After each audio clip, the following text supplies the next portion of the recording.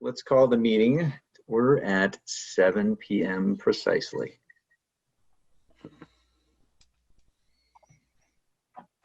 Okay.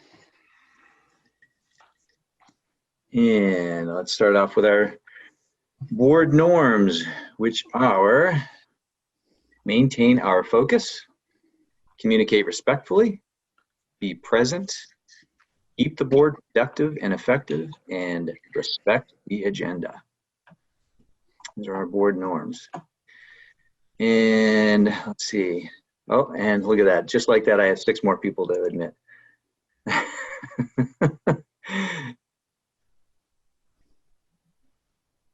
Sorry, folks, I'm going as fast as I can.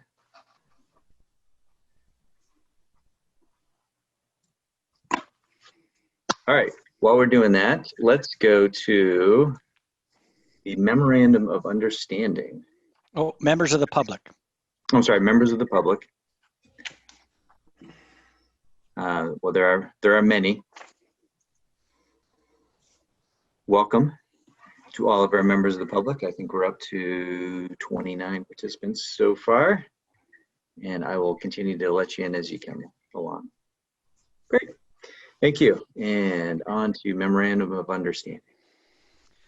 So this is a, oh, Ken's trying to get your attention, Al. Oh, go ahead, Ken. Revisions to the agenda. Yeah. Should come before that. You are correct. It is not on there, but yes, do you have any additions or deletions to the agenda, Ken? Yeah, when it comes to the policy part, you have 3 policies to be worn. They're not supposed to be worn. They're supposed to be it just says review. They should just say reviewed. Yeah, that's what we talked about, Ken. We were going to talk, that's already on the agenda. But we updated it, so people may have an earlier version that says warning, and then after you and Ken reached out to me, I changed it to review. So I asked Ken just to make sure that we had that at the front of the meeting. Great. Okay. Any other additions or deletions? I'm good. Thanks, Ken. You are looking more and more like Santa. It's amazing. That's pretty good. You're way ahead of me on Movember. I just started this last weekend, so I'm only a couple days in. Working on it. This is Coronavember. You're definitely way ahead of me then. All right, moving on to the Memorandum of Understanding. So I am pleased to report that on November 16th, I can bring this Memorandum of Understanding to the board that actually requested this work to begin in August. And I would like to thank the Wyndham Central Education Association, in particular, their 2 co-presidents, Heather Sperling and Sam Bovat, for working diligently over the past 3 months to craft this Memorandum of Understanding that provides 2 major things. One, it provides some flexibility for our contractually provided lunch duty that is duty-free. So it provides some flexibility for administrators to compensate members of the bargaining unit who voluntarily give up their lunch duty. That was a foreseen challenge, in particular at Leland and Gray, and we wanted to work with our Teachers Association to find an opportunity to support that, and we have done that. And then secondly, the ability to have a process for an individual teacher to request from their supervisor an alternate work schedule. Since these are very personal things, it was a request of the WCEA that a process be developed that was equitable because we know that the decisions will be individual. So it was very important that we have an equitable process that both the Teachers Association and the administration felt was fair and equitable, and I'm very happy that actually the suggestion of the Wyndham Central Education Association is the one we ended up with. So there's a lot of legalese in these 4 pages, but essentially it gives the administration the ability to hear from an individual who is interested in an alternative work schedule during just this year, and also some flexibility for making sure that we can make sure that lunch duty is covered, and it's not a requirement. It is a voluntary ask of an individual, and they have the ability to say yes or no. So the WCSU Executive Committee has already ratified this on Wednesday, the 11th, and River Valley's Education School District is doing it right now. And I am asking the West River Board to ratify this Memorandum of Understanding. Okay, so we need to make a motion on that?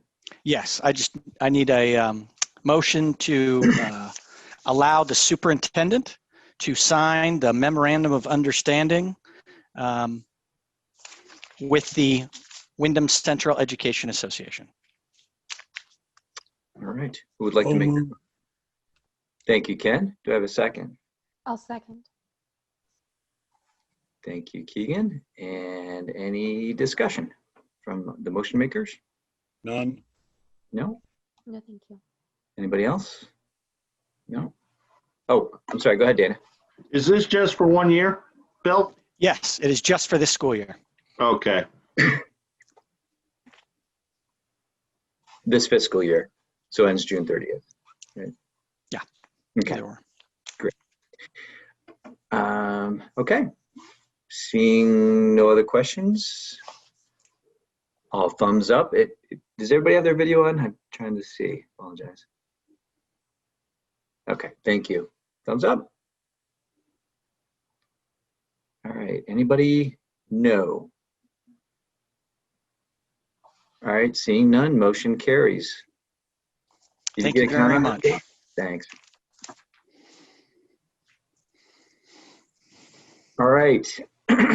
Moving on to, by the way, Bill, I like how you put new business first this time around instead of old business, because we knew that perhaps this next part might take a little bit more time. So very astute of you. So budget development, direction to the administration. So yeah, we have some loaded questions here for sure. Does the board have a year-over-year target for expenses, class size targets, combined classes in elementary, number of administrators, target unified tax rate, invest in facilities, upkeep and maintenance?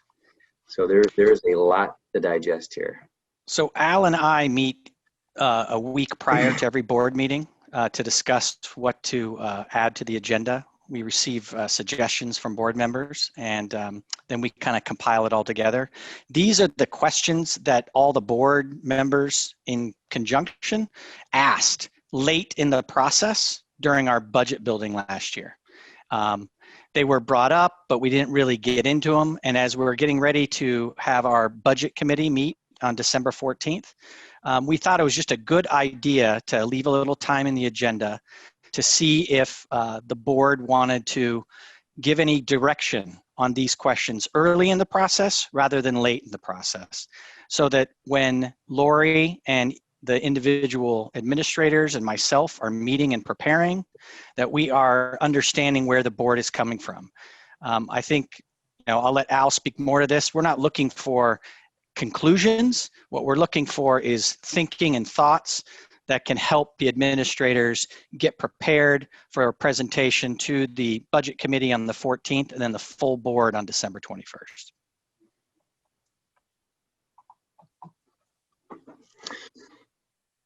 Yeah, so I don't see any hands yet, but yeah, so I'd just like to kind of talk about how a lot of times it's really difficult to just kind of pin down a year-over-year target for expenses.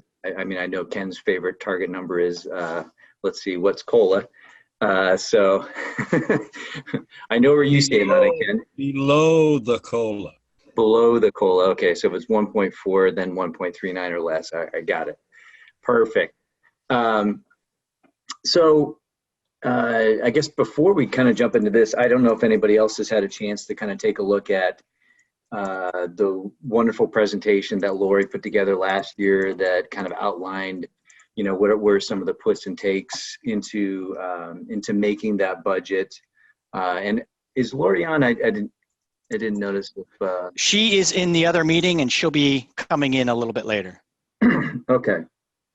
So just some things I want to get her take on were, for FY20, for example, we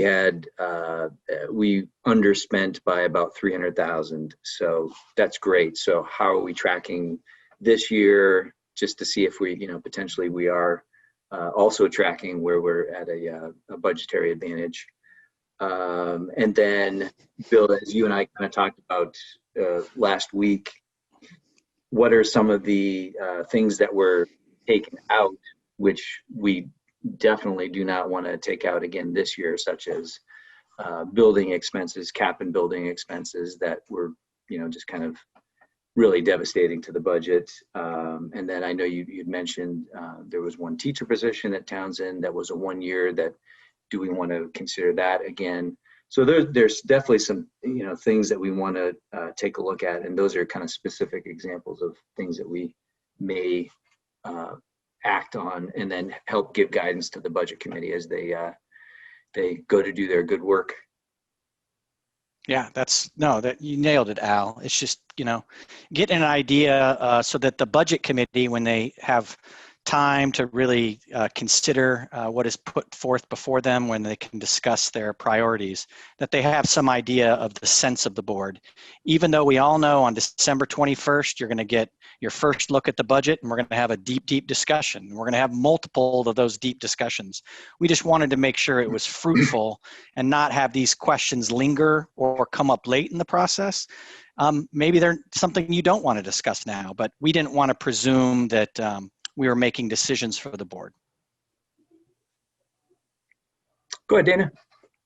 I was just curious, like on class size targets, do we even know at this point what the class sizes might be for next year? I mean, is that something year after year we kind of like say we like 20 kids in each class? Is that something that goes every year, or is this something new that we have to be looking at?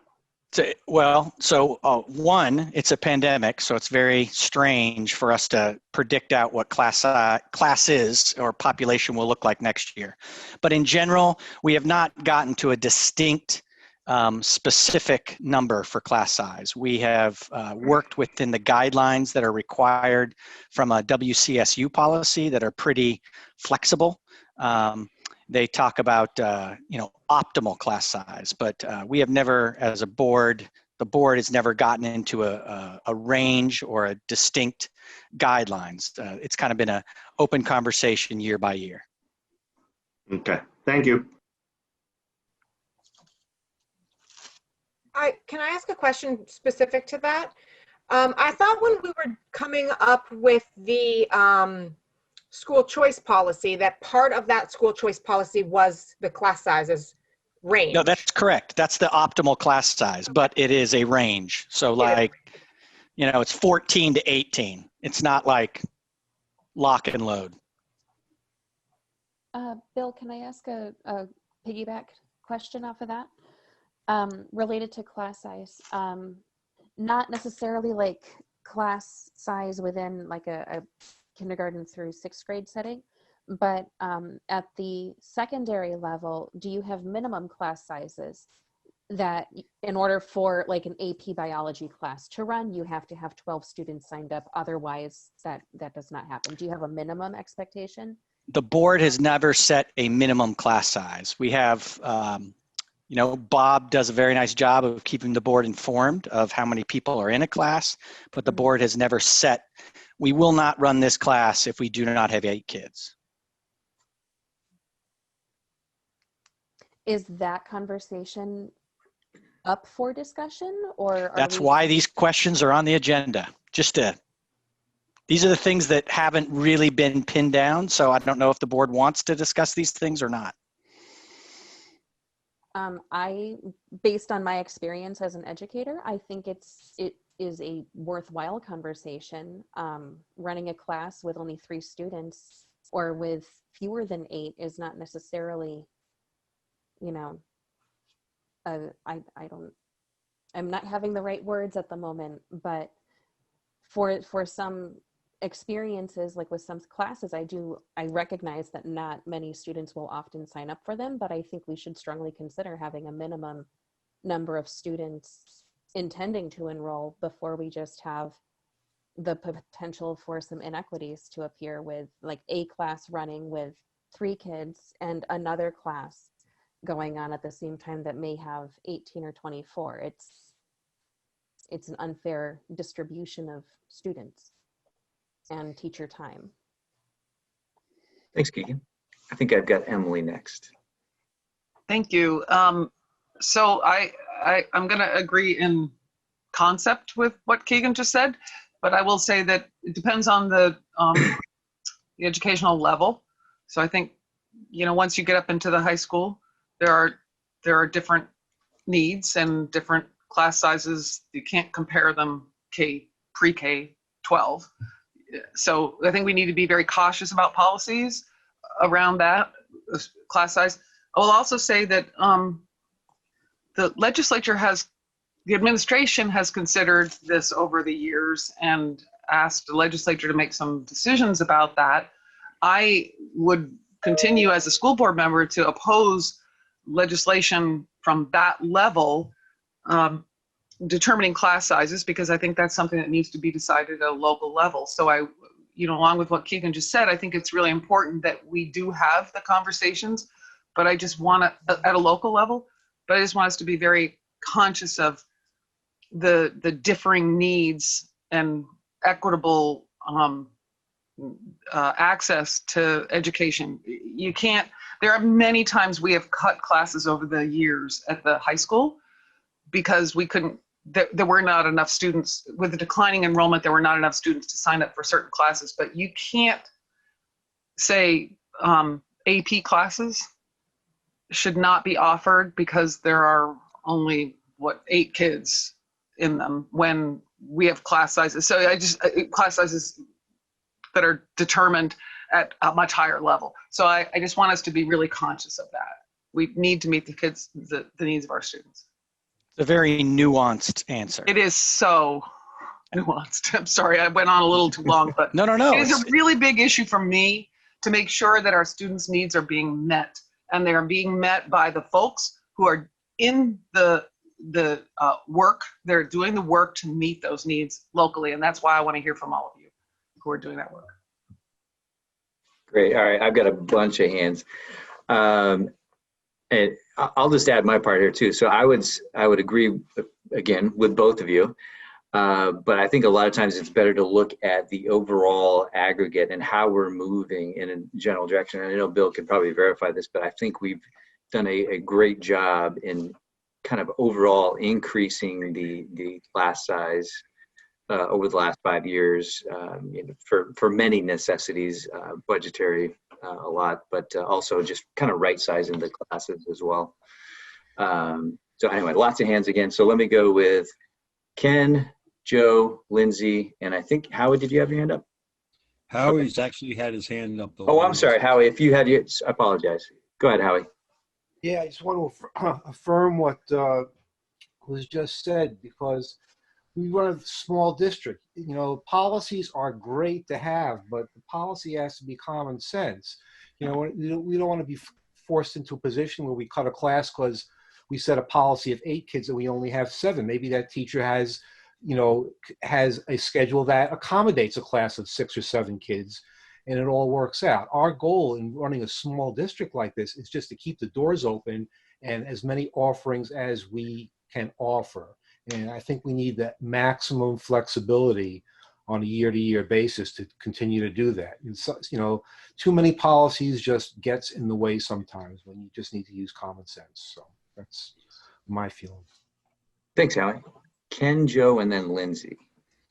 Okay, well, I'm going to say welcome to the 21st century, that if we do have a class size that's about 3 people, and actually Bob is really good at this anyway, he might decide to do an online course somewhere. You can outsource things like that to be more productive for the student and also cost savings for the district, where that teacher's freed up to work somewhere else. So you have to keep in mind, I wouldn't put an exact number on a policy saying you have to have 8 kids or you have to have 6 kids, but Bob is really good at outsourcing stuff when he has to, and real good with time management. So I think we're pretty good there without a policy, but we need to remind the public that we have, somebody up at the high school that is really good at doing that stuff that we've had that problem in the past where we've had a class with 3 kids in it or 2 kids in it. We've had that before. And it's really, when parents find out, they're like, you can't have a teacher just do a whole, I got 30 kids in one class here or 24 kids in a class.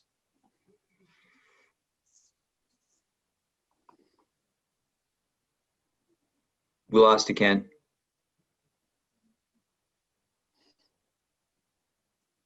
Your lips are moving, but I can't hear you. So you made, the point was made. I think Yes, we got it. point well made. All right, so Joe and then Lindsay. It's the artificial intelligence. You've made your point. You're done. I didn't mute you. I promised you. I have to go. No, I'm the host. No, I really don't have a lot to add. It's been said. I mean, I was just going to caution that we want to be really careful with graduating classes. Sometimes in the 40s, if you start making those numbers too big, you're going to end up not running a lot of classes that, and the ability to offer those AP classes and some of those unique classes to smaller groups is one of the things that makes us, desirable.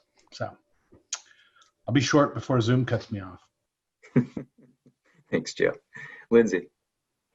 Not a whole lot to add. I think it's been pretty well said that the administration has in the past done an exceptionally good job with this issue, and I feel like have really met the needs. The only thing I might add, just to stand on my soapbox for a minute, is a friendly reminder that we are here to educate kids, and the kids on the top end of the curve are just as important as the kids on the low end of the curve. And if we're here moving everybody up at the maximum level that everybody can move, then we are doing our jobs. And part of that, I think, is offering the AP classes, even if it is a smaller class. So anyway, yay, administration. You guys are awesome. Well done. Go ahead, Bob. Well, first of all, thank you for all of your kind words there. It's significantly team effort. I will just say, so you guys know, so it's good that you guys are having the conversation and can talk about it, and just so you have some background in your pocket in case you're asked. We do have some small classes, and some of them are the APs or upper level math or sciences. We also have some small classes that are more in the remedial ends, which is what Lindsay was just mentioning, both ends of the spectrum. We have some math classes on the paced for kids who need a slow pace, but also need smaller numbers in order to have that work effectively. So it goes in both directions. And then the last thing you should know is that we also group classes together a lot of times. So, if there's not enough kids to have a Spanish 3 or 4 class separately, we put them together in one room, and the teacher differentiates both of those groups together. And Gerald, I see, was on the call here at one point. I don't see it right now, but at one point, sometimes even as many as 3 different levels differentiated. We've also done that with phys ed classes at the high school, with our technology classes, and with our art classes, having multiple curricula running simultaneously in one room, and the teacher's able to run it like a studio. And it allows us to put more kids in the room and get better use of the teacher, but it also allows us to have multiple sections of those things offered throughout the day so that kids can access them better. And the online stuff, which was mentioned earlier too. So those wanted to make sure you guys had some info in your back pocket. Happy to give you more if you want. Thanks, Bob. I think I've got Keegan and then Lindsay. Is that you again or no? Okay. Go ahead, Keegan. So, Bob, my question is, do you feel that based on current practice and policy that you do have an equitable distribution of students among all of your staff? Like, it's not like one teacher has a very light student load versus another teacher who might have one that's really heavy? Would you say it's fairly equitable in its distribution? Yeah, I would say that there's different types of equity. So I would say like the number of students that a middle school teacher has is very different than what a high school teacher might have. And a high school teacher, because we're in the semester block, will have half of their students in one semester, half in the other. But at any given time, the number might be very different. Additionally, the middle school teachers have usually not more than 2 preps. You know, if they're teaching in middle school, it might be 7th and 8th grade. Whereas a high school teacher might have 3 or 4 or 5 different preps happening simultaneously, and then some different ones in the different semester. Because we're a small school, you know, we run a lot of singletons, that is single section courses. And so teachers teach a lot of different things at the high school. So they might have fewer kids, but they usually have more preps. And that to me kind of balances out that workload. Okay. Then my follow-up question, and then I'll be done. Have you had any feedback from your teachers about there being an unequal or an unfair distribution or a perception of student to teacher ratio experience, where the teachers have presented this as being a concern or an issue, or is this just, you know, a conversation at the board level? I guess maybe I've never had anything formal brought to my attention, like a grievance or anything like that, of that serious nature. I mean, there's certainly been conversation in the past that there's a teacher that has a particularly light load in some people's eyes one semester based on the 3 courses that they happen to have might all be on the smaller spectrum versus another teacher might have more of the larger ones of that semester. People can feel like there's some, you know, frustration with that. I think the bigger issue that people have is the middle and high school differences. But again, people recognize that there's also other differences within that kind of balance it out. So I wouldn't say that people feel any challenges around that to my knowledge. Thanks, Bob. Yep. Great questions and observations, everybody. This is important work, and thank you for all those questions. Dana, I see your hand. Go ahead. Yeah, I was just wondering, on the 1-year position at Townsend Elementary, are we still in need of that? Can Craig speak to that? I know Craig's on. Yes. Hello. Hi, everybody. Yes. So I want to let you know that during my budget development, I did include that teacher in that position for next year. And just because we are projected to have some pretty big numbers next year. So I think we're at like 102 for next year, but I anticipate a lot of the homeschoolers coming back, meaning that's 116 really.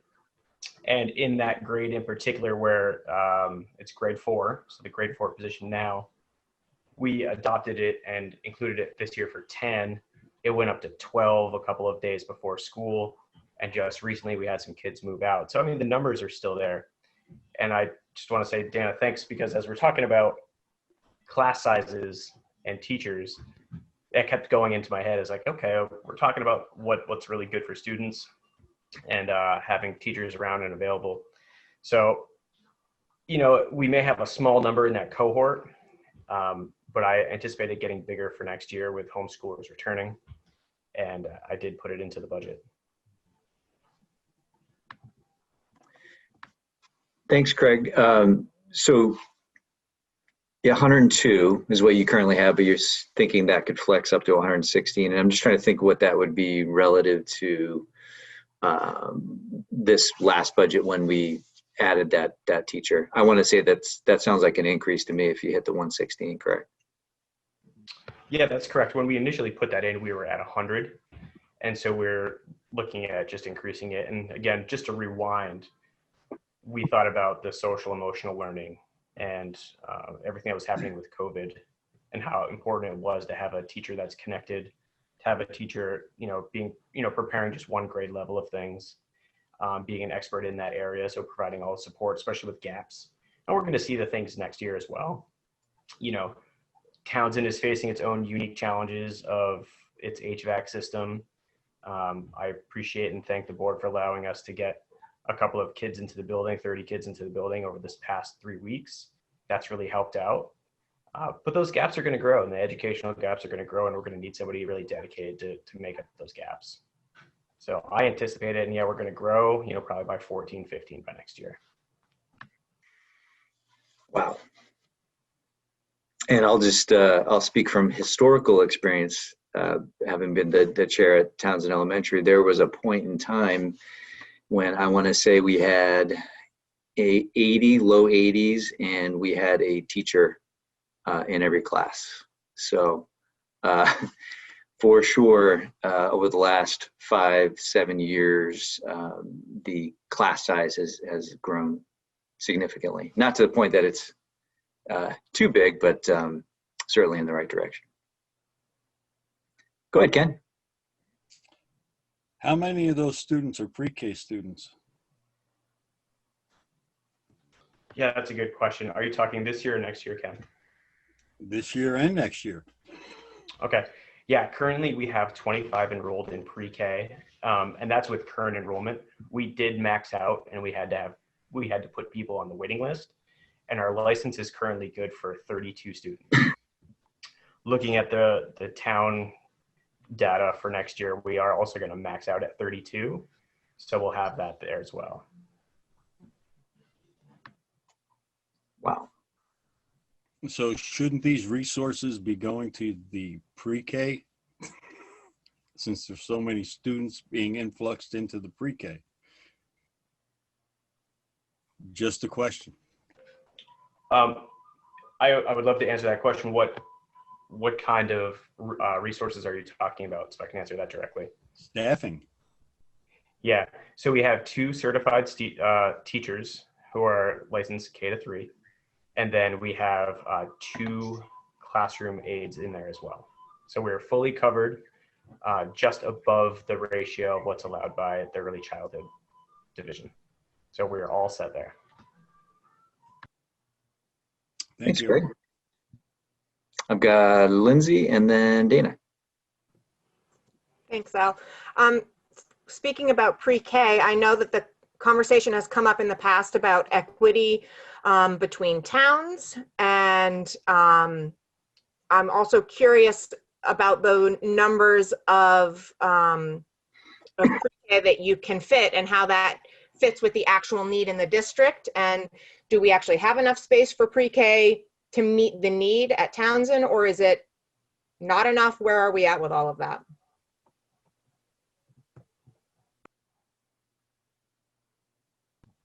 I would say globally, we have very few people that are on the wait list. We're talking in the single digits. I don't know if that would change if you opened up a 3rd classroom. Basically, we run 2 classrooms right now. Craig pointed out that serves 32 students. So, you know, if the board was interested in us in investigating the cost of opening up a 3rd classroom at a different location, it would be the price of a teacher, around $80,000, the price of a paraeducator, anywhere from $45,000 to $60,000, and then the appropriate space that would be prepared. But we can my hope is those kinds of questions are the things that the budget committee and the board goes ahead and asks us during this process, and we can show you what that investment would look like. And also to follow up with that, has there been any outreach I know that there was a survey, was it last year, the year before, that we did that pre-K survey about interest? Gosh, it's been, who knows, a little while. But I'm just wondering if there's been anything recently done, just looking at, you know, is there more need that we don't know yet, other than people that have said, hey, I want in, but there isn't a space available? Yeah, we have not done a formal survey since that original one, which I'm right with you, 18, 19 months ago, something like that. Yeah. Lindsay, is it your feeling that we need to revisit that? I mean, maybe. I don't really know. I know the conversation hasn't been had that much, but if we're talking about, I feel like the information would also be helpful for our future planning conversation, certainly. So I guess yes. I feel like yes. I'm making up my mind right now. And how we use that immediately versus for future planning, I feel like it's still helpful to have that information. So maybe that would be a good outreach from the communications committee. And Al, I think there's some people in the waiting room. Oh, it's Lori. Oh my goodness. I left Lori. And I just want to just follow up because Bill is right. Our waiting list is generally like single digits and it's very, very low. And usually we start taking a waiting list, of the previous year. And again, our license is 32. And what we do is we cut off at 30 just in case some kids move into Townsend late. And then it's always a discussion between myself and Bill, like the day before school. Do we accept these students anticipating no one else is going to move in like the day after? And will we have more space? So it's always a conversation. And then we're actually able to fulfill everybody's needs who has an interest.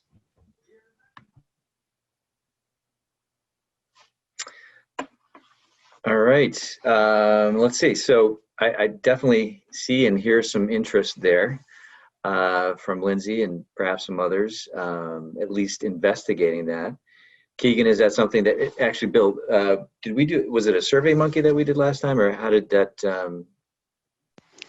Again, I'm with Lindsay. I don't remember how long ago it was, but yeah, I think it was, a Google form and, getting the interest. I think the challenge for us was finding all the people. That took the most work, is trying to find the 2-year-olds that were going to become 3-year-olds and 3-year-olds that weren't availing themselves of Act 166, so they weren't in our system. But I think it's a worthwhile effort, and now is the time to kind of start doing that because we're doing the budgeting period. So I think it's a good idea. Okay.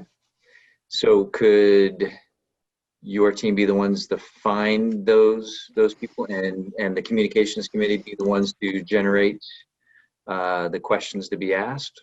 Yeah, I will take responsibility to work with our team to find out how we can find those people. And then I'm happy to partner with the communications team about how to contact those people and get that information. But I think you're right that we would be the ones that would have the best opportunity to find them. It would probably be a combination of the principals and myself working with our administrative assistants, in particular, Heidi Russ, who's been very helpful with all of our pre-K work. But yeah, I will put it on my list. And the communications committee, you don't have to worry about it till I figure out how to contact the people.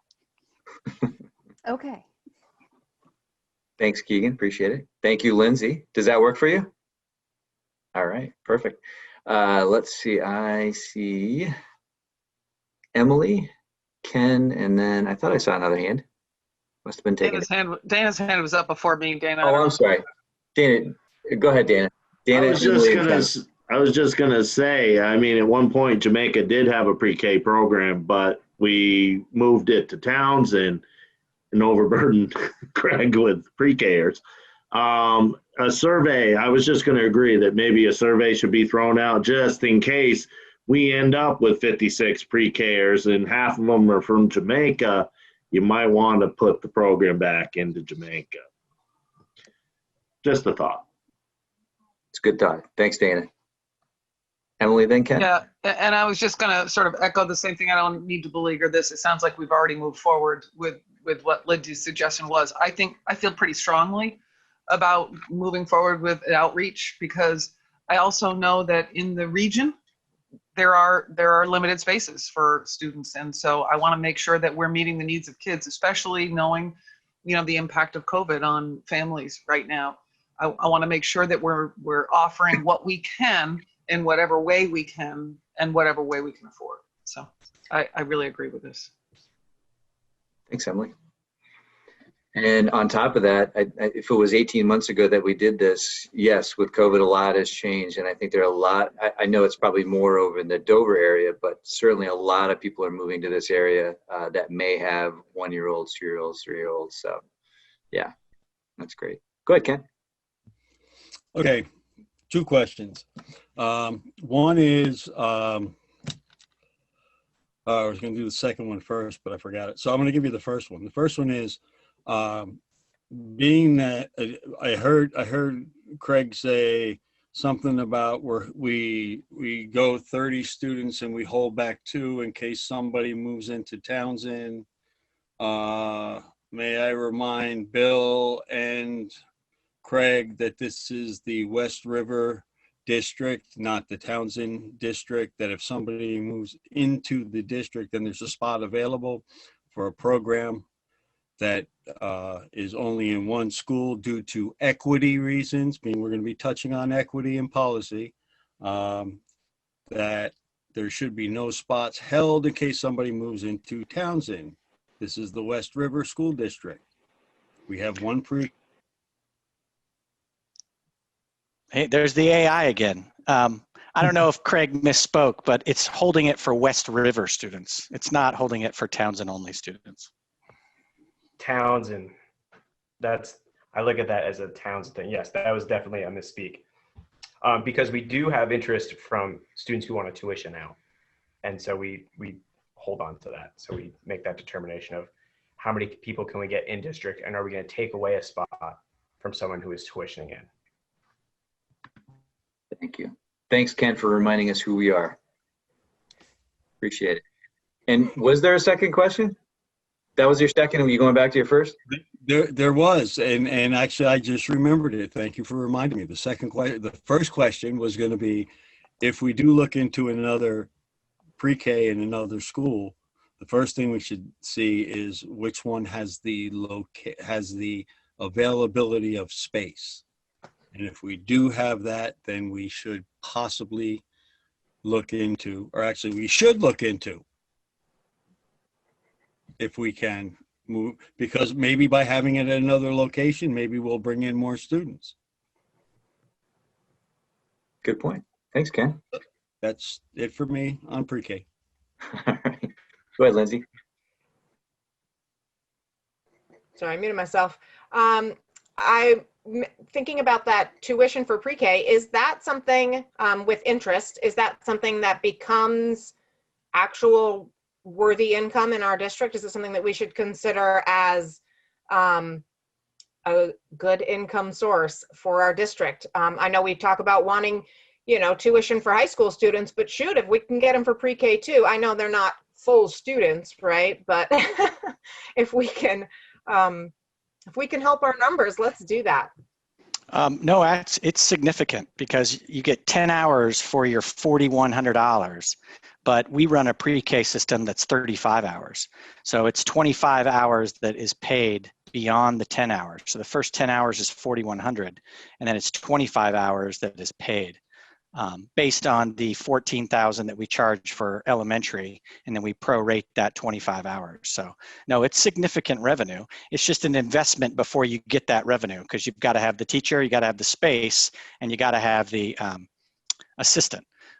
So it's a cost benefit analysis, but yeah, no, it's a great opportunity. It's a great point, Lindsay, and perhaps that could be part of that communications outreach beyond our borders to see what's out there. I mean, we have an amazing pre-K program, and let's tell the world about it. Great. Wow, I ran out of hands. That's amazing. Well, great. I hope that that was a great discussion, and I think we got a lot of information out there, and hopefully gave some guidance to the budget committee as to what the broader board feels is important. And I think it felt like the opinion was that that one-year position at Townsend is probably something of great value and would continue. How did everybody else feel about that, considering the numbers going up? All right, very good. There's some other kind of obscure questions in here that we put, like target unified tax rate. That kind of feels to me as further down the road. But if anybody has any comments about that, great. And then invest in facilities, upkeep and maintenance. Bill, did we have, was there a target number for that? I know what we took out. I just, we went through the process last year, and in order to reduce the overall expense budget for West River, we essentially zeroed out all of our investments in facilities, maintenance, and upkeep. And I think if we've learned anything over the past 9 months, that continued uninvestment in that arena simply puts our community in a rock and a hard place. So I would advocate that we don't do that this year, but I understand the financial pressures and I understand the financial challenges, but if we keep kicking the can down the road, it becomes a bigger and bigger challenge that I think we're experiencing very acutely right now. So I just want to emphasize that these are assets for the community, and I would suggest that we continue to invest in them, or invest in them as we would wanted to have done, but actually to do that. Okay. And yes, go ahead, Keegan. I saw also on the list the number of administrators question. Is there a question around adding more administrators or reviewing the distribution of the administration team? So last year when we were building the budget and we got down to April and May, the board engaged me in discussion about what would it look like if we had less administrators. How would that play out? How much money would we save? And where would those people be assigned to work? And so if the board is interested in that, again, I just didn't want it to happen at the end of the process. I wanted it to at least begin in the December process. So that is why that is on there. Good question, Keegan. Go ahead, Ken. Yes, as far as building maintenance goes, we just got a report back saying the life expectancy, and I hate to do this because I love Leland, but the building has a life of 5 more years left in it. We just took out a bond to put this big heating project into it, and then all of a sudden, then we got the results from this, audit. Building audit. So we should make, we got to have clean water in there. The toilet's got to flush in there for the next 5 years. This stuff about, well, it might last 10 years. Well, yeah, I might live to 140, but I doubt it. So, let's get real. We shouldn't be investing any money into that structure other than to keep the kids warm, the roof from leaking, clean water from coming in, and the wastewater going out properly. And any other, and obviously the air, because we have a grant for that, so we're going to do it, and we need to do it to get them in there for the next couple of years, God willing. But we should not be investing money into a building that is structurally unsound or going to be structurally unsound in 4 years and 8 months. Is it left? I don't know how long, but you guys get the drift. Thanks, Ken. I'm sure you would agree that that's north of 0. So we'll arrive at that number. Let's go Mike, Emily, and Mike, Dana, and then Emily. Thanks. As long as it's under the COLA. I just want to say, in response to what Ken just said, I definitely remember that study, but that was just one study. The study a couple years before didn't say that. Typically, these buildings have a much longer life than that. And we were going to have the engineer come up and talk to us about it, but they never did because of COVID. So I guess I'm just not quite ready to write LNG building off yet. because most of it seemed to be structurally about those steel columns, which, you know, from what I know about construction and stuff, I know that those can be replaced. So regardless, we should make our investments wisely for all of our taxpayers and for our community. But so maybe we need to really flush that out a little bit more. Thanks, Mike. Dana and then Emily. Yeah, I was kind of going along with what Mike and Ken were thinking about, but I was wondering, how about a second opinion? We don't have major surgery done on ourselves unless we have a second opinion. Let's bring in another engineering firm, different, and see. I would rather put a little money into another study and finding out whether this first group is talking, you know, if they're all talking on the same page and Leland and Gray's done. I want a second opinion before we start having to go down another route. So that's where I'm at. Thanks, Dana. Bill, can you remind me what was the cost on that? Was it somewhere around $40,000? Yeah, I was just going to say between 30 and 50. 30 and 50, okay. Great. I see Lori nodding her head. Thanks. Go ahead, Emily. Thank you. Just quickly, I don't need to reiterate what Dana and Mike just said, although I am. I would just urge caution around statements that Leland and Gray is only going to be viable for 5 more years. It makes absolutely no sense to make that kind of statement. We don't know that. In fact, I live in a house that's over 200 years old, well over 200 years old, and it's still going pretty strong. And I think that it's selling our communities and our students and our taxpayers short by making a statement like that. I think Leland and Gray's got many more years in it if we decide to make sure that we've taken good care of it. And I will just say, having been involved with Leland and Gray for as many years as I have been, I think I first got on the Leland and Gray board in 2000. We've made a lot of significant investments in Leland and Gray in the building, and they were good investments. And I would say that they were good investments because we saw a longer life for the building and the facility. Doesn't mean it has to stay exactly the way it is. Doesn't mean we don't make a decision to go somewhere else. But it doesn't mean that the building's falling apart either. So I'll just echo Dana and Mike. Thanks. Thank you. Keegan. Thanks. I think that this is a nice reminder that prior to the catastrophe that has become COVID, we were in the process of looking at 11 different future options.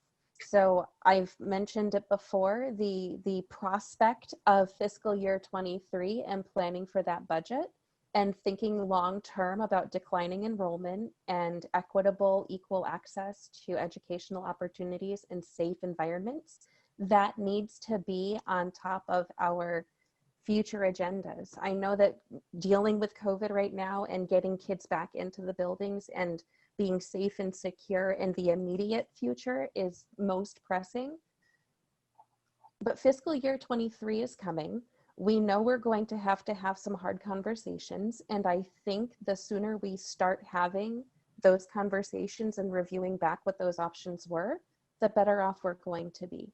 And I would also like to share that, you know, we paid a good deal of money to this particular engineering firm to give us their honest assessment.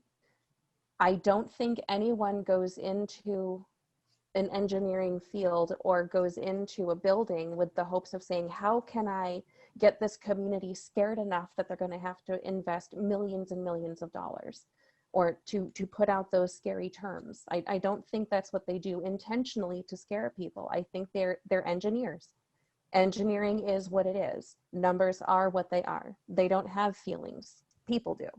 So I think I appreciate wanting to have a second opinion, but I don't think we need to sell our initial report short. So I would just like to remind us, long-term planning, long-term vision is important, and fiscal responsibility looking ahead needs to be part of our conversation too. Thank you, Keegan. Appreciate that. It's funny you say that about the enrollment. I was just looking at that wonderful presentation that Lori put together last year And there's just a really, I wish I could show it to you right now. Sorry, it's on my other screen. But it shows the equalized pupils leveling out and slowly starting to trend back upwards again. Right around fiscal year FY23 too, I think. Is that about right, Larry? Cautious optimism, I would say. It was right. You know, there have been some significant changes that has come our way because of COVID. So, you know, we'll have to take a look at it again, but you are right. It had been trending, you know, on a good path. So. Thanks, Lori. But Keegan, no, you're absolutely right.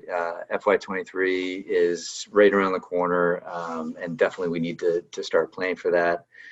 We need to look at, you know, what's going to be happening with the weighting study and many other factors involved. That they're pluses and minuses. So yeah, we'll have to take a look at that. Let's see.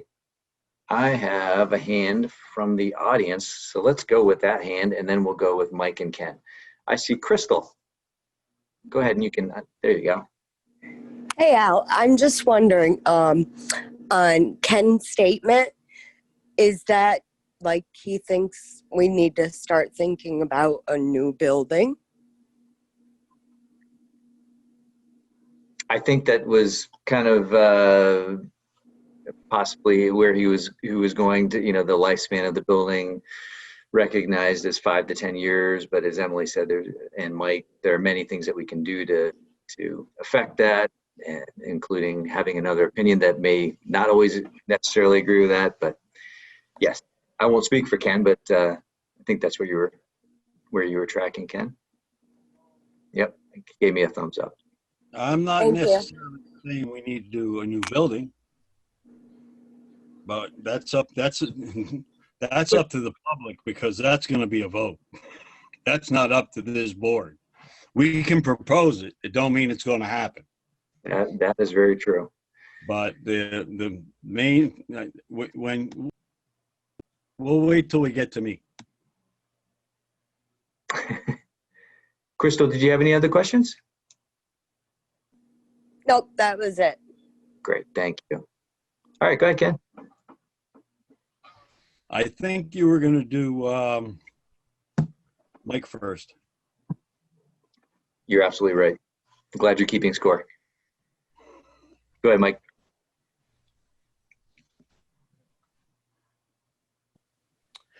Sorry, my hand was up from earlier. I took it down. Oh. Okay, thanks. Okay, so it is Ken. A couple of things. First off, Dana, you're a military man. You know sometimes you don't have the option to get a second opinion on a major surgery. For any of those who've ever dealt with the Veterans Administration, you'd understand that. It's a luxury. But I'm wondering if we should, I would like to make a motion to have another study done on the columns, specifically just the columns, before we even put,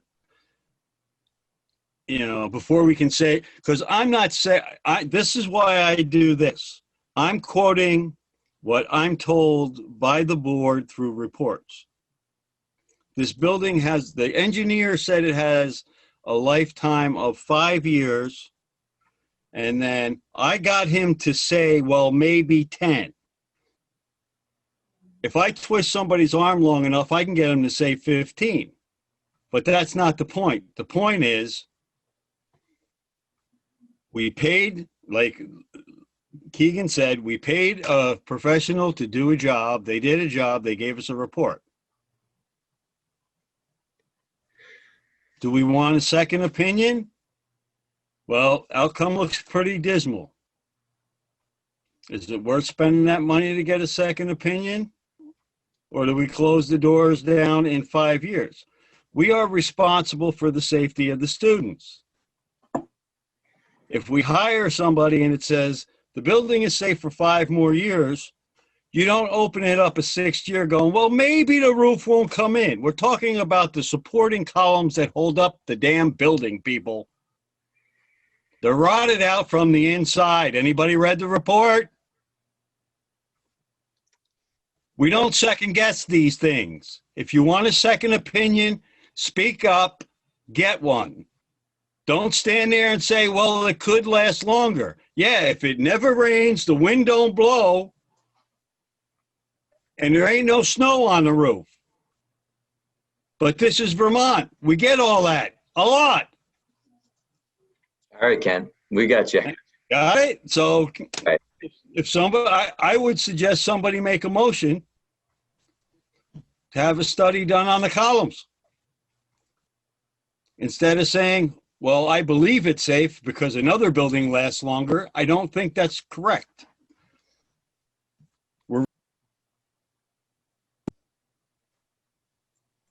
All right, Emily, and then Lindsay. Thanks. I just have to point out what I thought was obvious when Ken, you just said that you spoke to the engineer and you, when he said when they said 5 years, and you got them to double that. Not I. Well, what you just said, it sounded to me like was that you got them to move it to 10 years. No, it was a member of the board, but it was not me.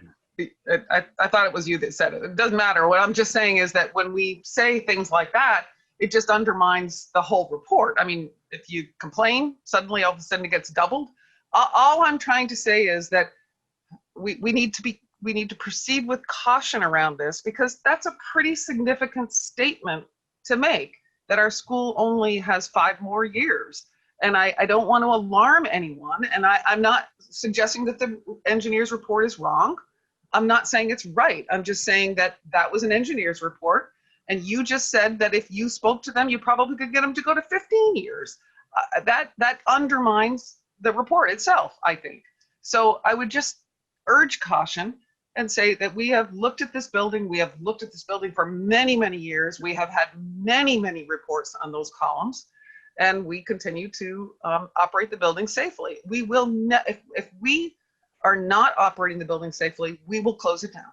It's that simple. We are always cautious in that area. I just would just ask us to take a step back and be calm about this and find a path forward on what is needed for our kids. I don't think the building is actually falling down around us. If we are questioning that report, then we absolutely should be getting another report, another engineer's report on it. That's all. Thanks, Emily. I've got Lindsay, Howie, and then Mike. So I'm in agreement with Emily that I feel like we need a little bit of caution about how we talk about this. And also, I think that we had asked for the engineers to give us a better explanation than just, you have X amount of time left, without a real understanding for us of why that is. And so clearly, none of us are the engineers that looked at this building and have an idea of what that means. So we need the idea. We need the engineers to give us a better explanation of what that means when they tell us X number, they say X number of years. And what would it mean? Because those engineers can also tell us, what would it mean if we want it to be longer than that? What does that mean? And yes, they are the professionals, and we should be asking them the questions instead of all of us non-engineer professionals sort of arguing about it. That's sort of my thought.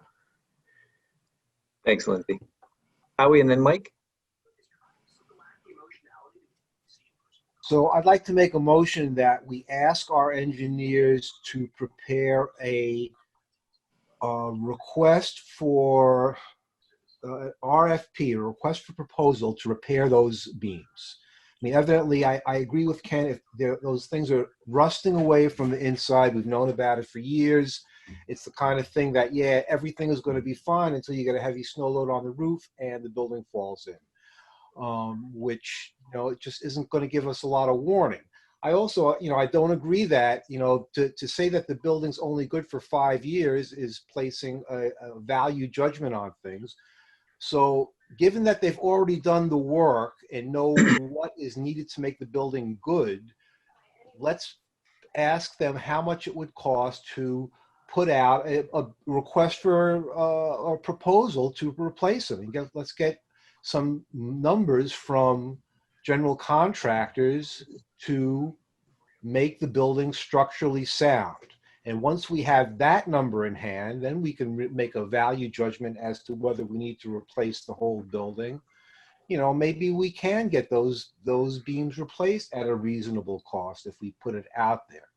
So I make a motion that we go back to the engineers and ask them to prepare a request for a proposal to fix the building. That's my motion. Somebody would second that. Okay.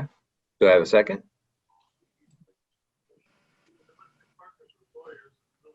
I would say I don't want to second it just because I don't think that necessarily we should be looking for an RFP from them. I think that we should be getting an explanation of the report they've already given us, Right. so that we have a clear understanding first, so that we make sure we're asking for the right thing in an RFP, if that is indeed the way we want to go. I think that we need the engineers to give us a more clear explanation of that time frame. And then we need to go from there and decide, okay, well, if it is exactly these 7 items that are the problem, or whatever they tell us, then we know which direction to specifically go with future development. So I would say, I guess maybe, I thought that they were already going to be doing this before COVID happened. Maybe we can just get back on that. So you're looking for clarification? Mhm. Okay. All right. I see no second. Sorry, Howie. I'll go to Mike and Joe.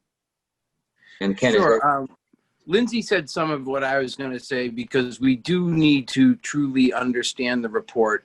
And I was really just going to remind everybody that we talked about this over the summer, and we took it off the table as a service to our community, really, right? Like, with so much change and so much uncertainty with COVID, we, as a board, if my recollection is correct, is we just decided to run what we've got and focus on that. And now I know it's budget season's coming up, so we have to have these conversations now, but that's why there was no action from then until now, was aside from the pandemic, was we as a board felt that we wanted to, my interpretation of it was that we wanted to, give our community some sense of normalcy, and, now we have to deal with it. So I agree. I think we start where we already were, and which was, we need an explanation from the engineers. I can't help but look at a 250-year-old building that we own across the street that's still happily serving as a school and can for many, many, many more years. I have a hard time thinking that LNG needs to be scrapped. So that's my 2 cents. thanks, Mike. Got Joe and then Bob. Okay, so I was trying to find the report so I could read from it, but I can't. But I was on these building committee meetings and did read the report, and the report did say that the building was nearing the end of its useful life, and there were a number of factors in there. The columns were rusting, and the treatment of the columns was not great, and the cost of replacing the columns, because of how they're integrated into the building, was cost prohibitive. There were also problems with how the building is set into the actual land there. It's unstable, so we couldn't add on to it or expand. We were trapped into this. We know we have issues already with radon, and we've mitigated that, but they were concerned about more of that coming up. And there were just a number of factors that really led them to say that, this building is kind of getting done, and you need to think about moving on from this, and the fixes are not worth what you end up with at the end. You know, I think we should go back and ask for some cost estimate kind of things versus an RFP, which is very specific and very detailed. It would be good to know that, but I think we had just from that report some sort of crude estimates of the cost and why that was also making the building sort of becoming obsolete. Anyway, that's all. So Joe, glad you mentioned that. So I just was thumbing back through emails, and there was something from Chris this summer, July 20th. He had spoken to Jason about it, and essentially they want to do the drainage and wait 6 to 12 months before they reevaluate for further pricing. If the column corrosion issue appears to have slowed significantly, it would definitely add another 5 to 10 years, he stated. So I think that's where the 5 to 10 years comes from. But I don't know if they want to reevaluate. I don't know if Chris is on here or if anybody wants to speak to that about them waiting 6 to 12 months before reevaluating.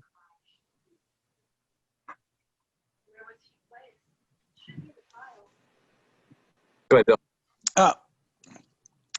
I'll apologize because I asked for this question about investing in facilities upkeep and maintenance, and I had no intention of it going this far. I was literally just talking about, can we put in a couple $100,000 to keep our buildings in its current form? So might I make a suggestion that I reach out to Director of Operations, Mr. Medina, and he reaches out to the building chair. Do we still have a building committee? Joe, Mike? We disbanded it after whatever because it had served its purpose.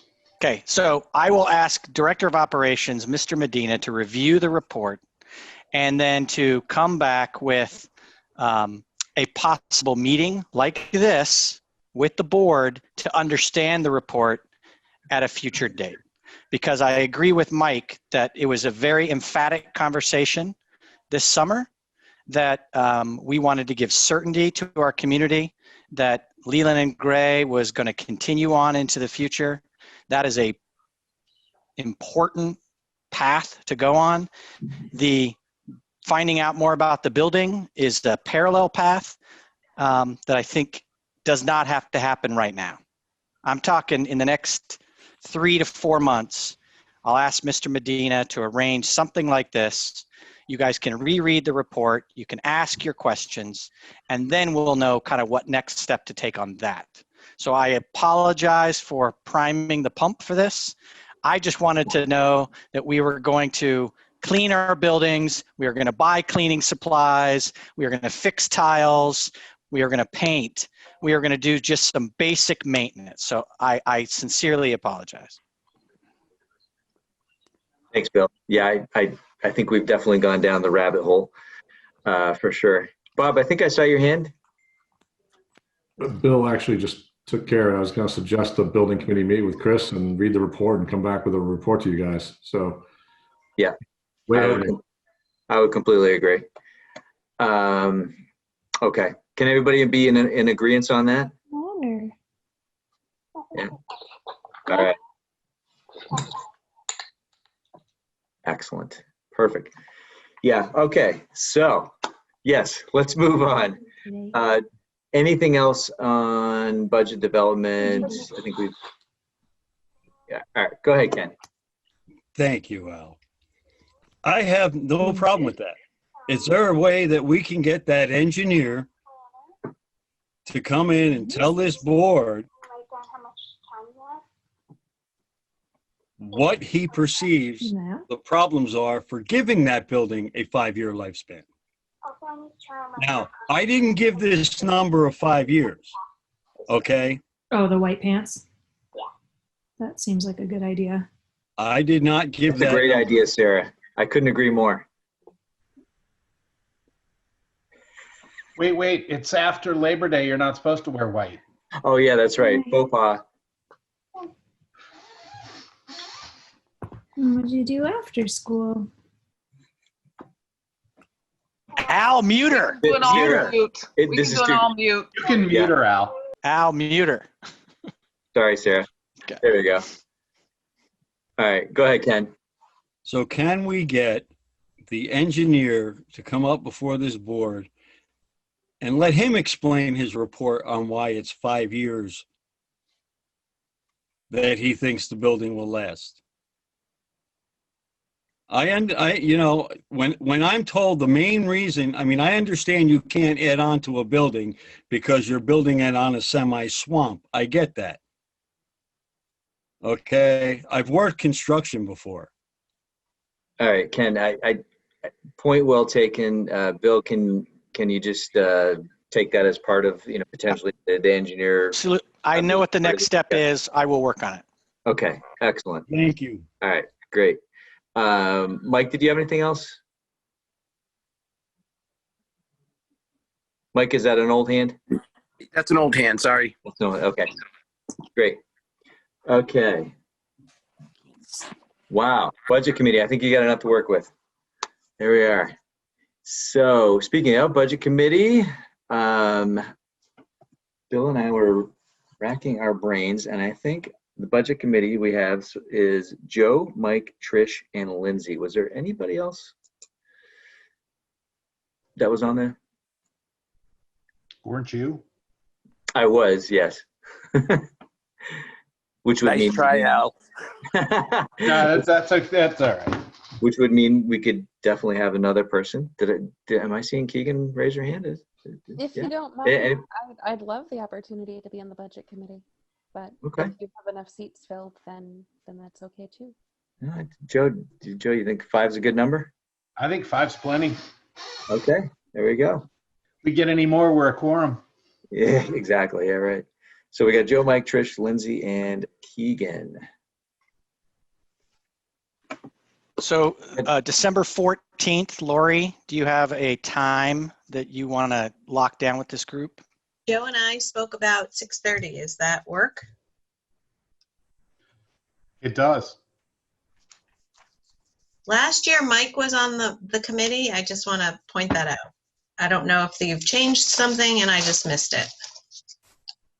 Oh, yeah, I said Joe, Mike, Trish, Lindsay, and Keegan. Did I miss somebody? Joe? Yep. Okay. Oh, did you forget Ken? He's waving. Yeah. Ken, were you on it? Okay. Is 6 too many? It's a quorum of the board. And Oh. Yes, it's too many. Yeah, that's too many. It is too many. Okay. I have Trish raising her hand. Trish, are I'll you? let Lindsay take it. Oh, Ken can have my seat. I'll let Lindsay take it, or I'll let Keegan take it, and just remember below. I think they know what your guidance is. Yes, thank you. Frozen. Below cola. Cola Ken. Go ahead, Trish. Sorry about that. I thought that I was off the budget committee. I was on last year's budget committee. You're off. You're off, Trish. You're off. Okay. Sorry to disappoint. Which, Ken, that means you can be back on if you'd like. 5 would be yes, thumbs up. No. You have 5. You have 5. I've got Joe, Mike, Lindsay, and Keegan. Joe, Mike. Joe, and you. And you. Okay. All right. Joe, Al, Right. Mike, Keegan, and Lindsay. Okay. There we go. That's 5. You're right. Okay. All right. 6:30 on December 14th? Yes. Okay. Great. Anything else on that? If not, moving on to winter sports guidance. I have something. Is there any way that This is going to be a warned meeting, right? Yes? Yes. Okay. Is there any way that you could make sure that all the board members get an email in case they want to pop in? Yes. Thank You you. got it. If board members attend the meeting, do we have to warn it as a board meeting as well? Yeah. Yeah, if you have 5 people on a subcommittee and a board member shows up as a observer, The quorum. I would think you'd then have 6. If we're sending it out to the full board, it has to be warned as a subcommittee anyway of the board. If we're saying that, if we're sending it out to the board for them to attend, then it has to be warned as a board meeting as well. So Yeah, I was just going to say, given I just wanted to say that Ken seemed pretty interested in being on the committee, and I will do this job. I am not super thrilled about this job. I mean, right? Ken, if you would like to do this, I am happy to let you have that extra say. I'm here because we need people. So I just want to put that out there. If we're having this conversation and I can make it easier, I will. Go ahead, Ken. My main thing is the COLA, and I just bring in the real part of it. I just bring the reality into the numbers. So if, anybody wants to be in there, go ahead. If it's going to be open to the public and a board member shows up, then every committee meeting we have to, even a policy committee, we have to warn it as a board meeting, because if policy members show up, or if board members show up to a policy committee meeting and there's more than 6 board members at a meeting, it is considered a quorum. Not Only if there's more than 6, not otherwise. if there's 6 or more. That's not what I meant. If I can just Go ahead, Emily. clarify what I meant. If a board member shows up in a basketball game and there's 6 people sitting together, you can still call that as a problem or not. I mean, what I'm trying to say is, if we are inviting board members to a committee meeting and saying you're welcome, we should warn it as both. I would just caution us to trust our committees that we have appointed to represent us, and they can only be 5 or less. Otherwise, we need to warn it as a board meeting and allow them to do the work that we're asking them to do. If someone shows up and makes it 6, if it were me, I'd leave. But if I felt like I needed to be there, I would stay completely silent and be an observer. Most people wouldn't need to do that, but I would just be really careful of the open meeting law. We need to know what our intent is. Thanks, Emily. The intent is that if a board member wants to be well informed when it comes, especially budget, should be able to listen in on the budget meetings to be pre-informed before making a decision on something that's brought up during the.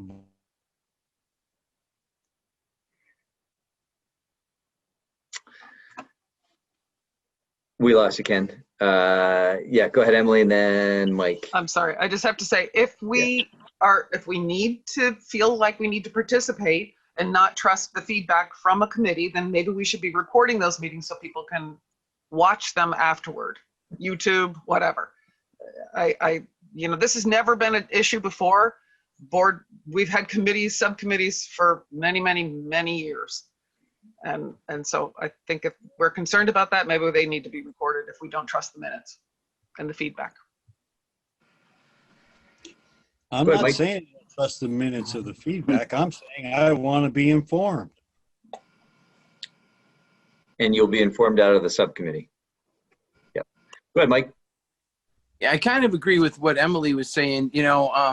It hasn't been an issue. If this one meeting is, we have a lot of people who want to come to our budget subcommittee meeting and a lot of board members want to do that, wonderful. Let's warn this one meeting that way. I don't think we need to warn every single meeting I agree with Ken. I do understand the potential that he's talking about, but if it hasn't been an issue so far, and I mean, if we think there's going to be a hot topic at a subcommittee and we want to warn it as a full board meeting, fine. I think that's case by case basis. Thanks, Mike.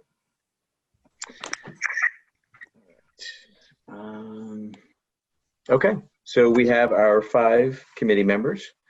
We have a time, we have a day, and who will set up that Zoom?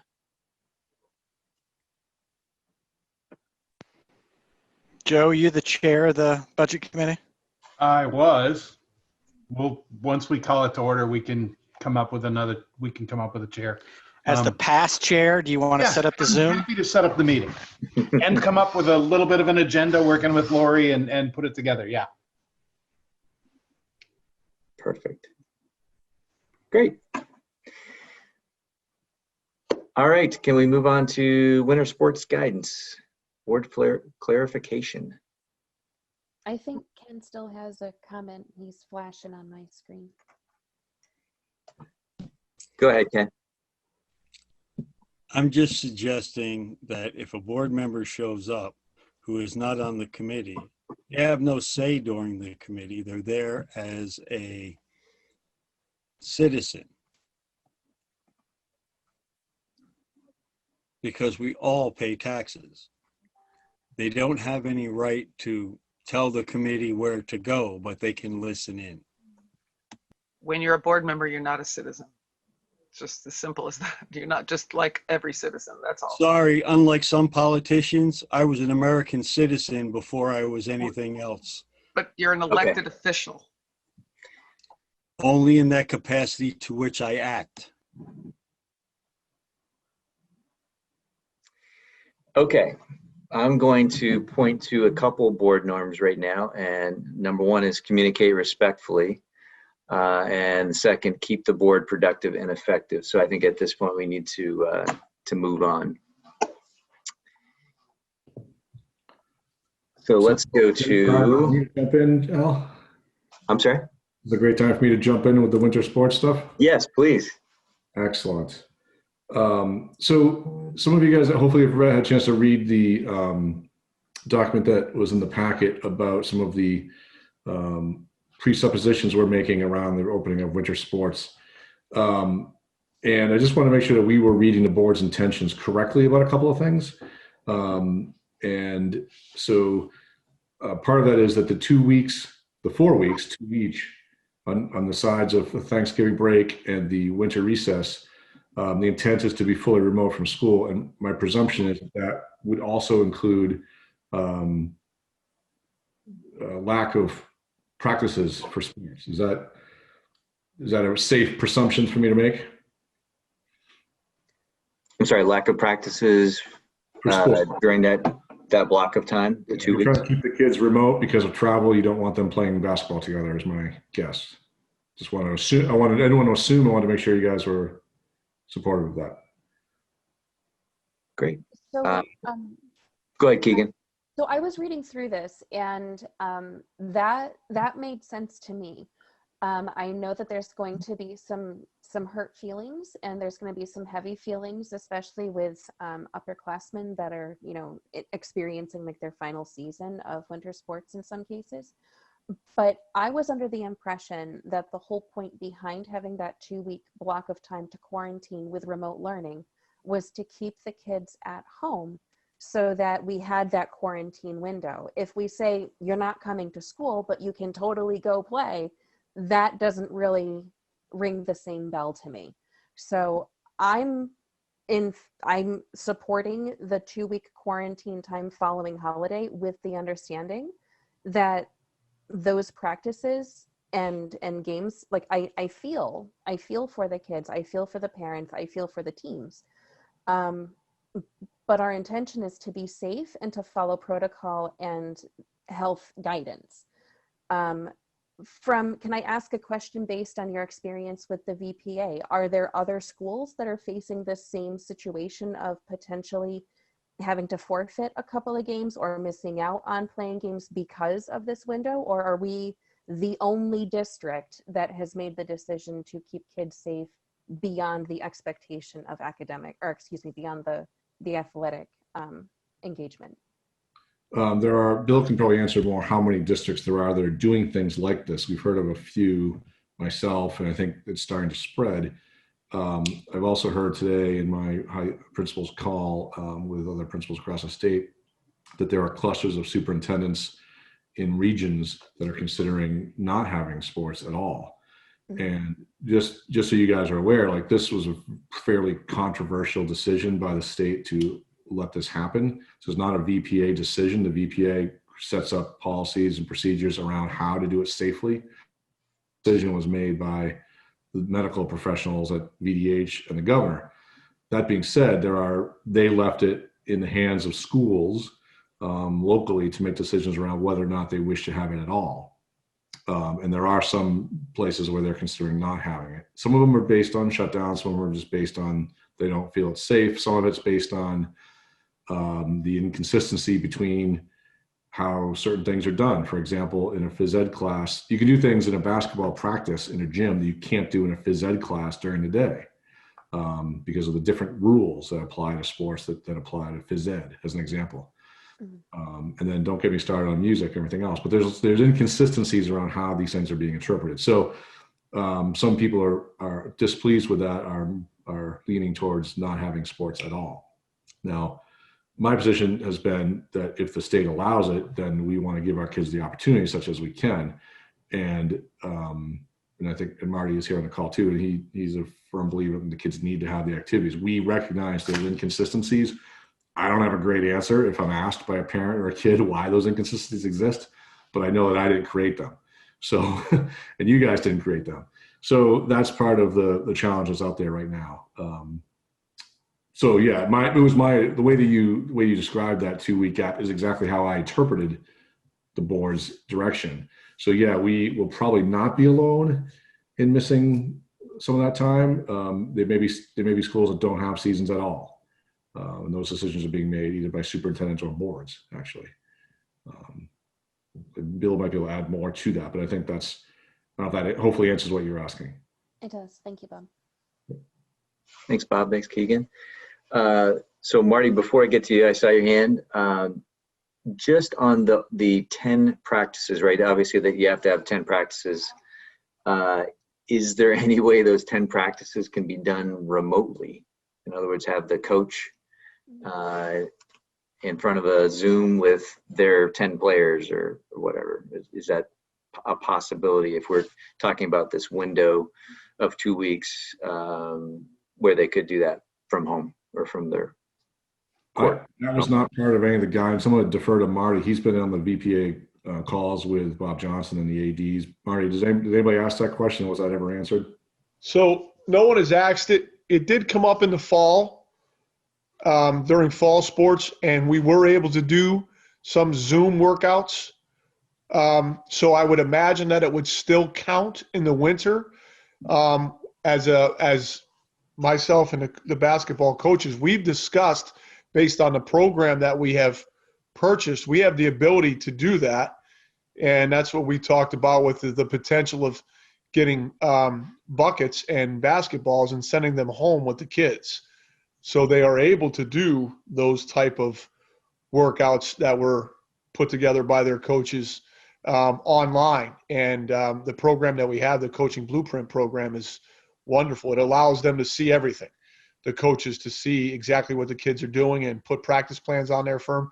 So yeah, quick answer is I believe we would be able to do that through Zoom, and those would count as practices. Great. I'm sorry, did you have anything else, Marty? I just wanted, like Bob said, I've been on the VPA meetings. The VPA has not sent out their official document yet. So there's still a lot of up in the air stuff as far as what basketball is going to look like. There is a document being circulated through the state for ADs, and that November 30th deadline, I'll be really shocked if anyone starts basketball on November 30th. There's a lot of schools saying that they're going to push it back till after the holidays. So I don't know if their board has made a decision for them to have a quarantine. They might be making a decision that after the holidays, they're going to quarantine. So, you know, I don't think it's I think you're going to see a lot of change over the next week once the VPA guidelines come out and schools have to make decisions. What's their safest solution to go from there. But Thanks, Marty. So Al, the second question you can see is underlined, assuming that the building was actually cleared for use, how, you know, I know the 2-week quarantine allows or anticipates travel during the week of vacation time. And I'm talking about the December one, not Thanksgiving. But would practices, if the building was clear, would practices be able to continue during the winter recess, given that, and then stop for the 2 weeks after? That's just a clarity question, or do you want there to be nothing happening during that time span? I know this is getting into nitty gritty. It's not normally a board level kind of conversation, but I want to be super clear that I'm following what the I don't want to feel like I'm going against whatever expectation you guys have when you set the 2-week quarantine.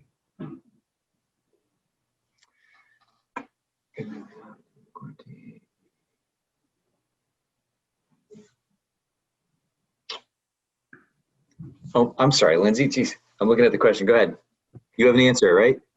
I don't have an answer, but I guess I have a thought on it. Would be that first off, that the quarantine, 2-week of quarantine is the safe period. That is what is allowing health and safety to continue. So I would say that I don't see any issue with the health and safety of that. My only thought that came to me, and it potentially is not an issue based on what Marty was just saying, with who knows what's going to happen everywhere else. I'm wondering what the possibility would be, if it would be helpful, if it's even allowed, if we could say, well, if you're a student athlete and you would like to participate in earlier practices, you could do 1 week with a negative COVID test instead of 2 weeks in order to sort of hurry that timeline along. I don't know if that's even something that we can actually say to people or if it's helpful, but it just was another thought of another approach to getting that same level. Yeah, and I appreciate that thinking flexibly. My feeling is there's already so many inconsistencies that give the athletics, in a lot of ways, more access than the academics, that I feel like doing something like that would do the same thing and extend that. And that's not something that I'm, as a principal, interested in doing. If they can't be there for academics, they shouldn't be there for athletics during the 2 weeks. So unless you guys changed what you did for the 2 weeks and had schools open after one with a negative test, but I think that's chaotic from a school perspective. I just wouldn't be interested in managing that from a sports perspective. I think it sends the wrong message. Fair point. I second that 100%, Bob. I agree. Because you'd be managing it, Marty. Because you'd have to manage it.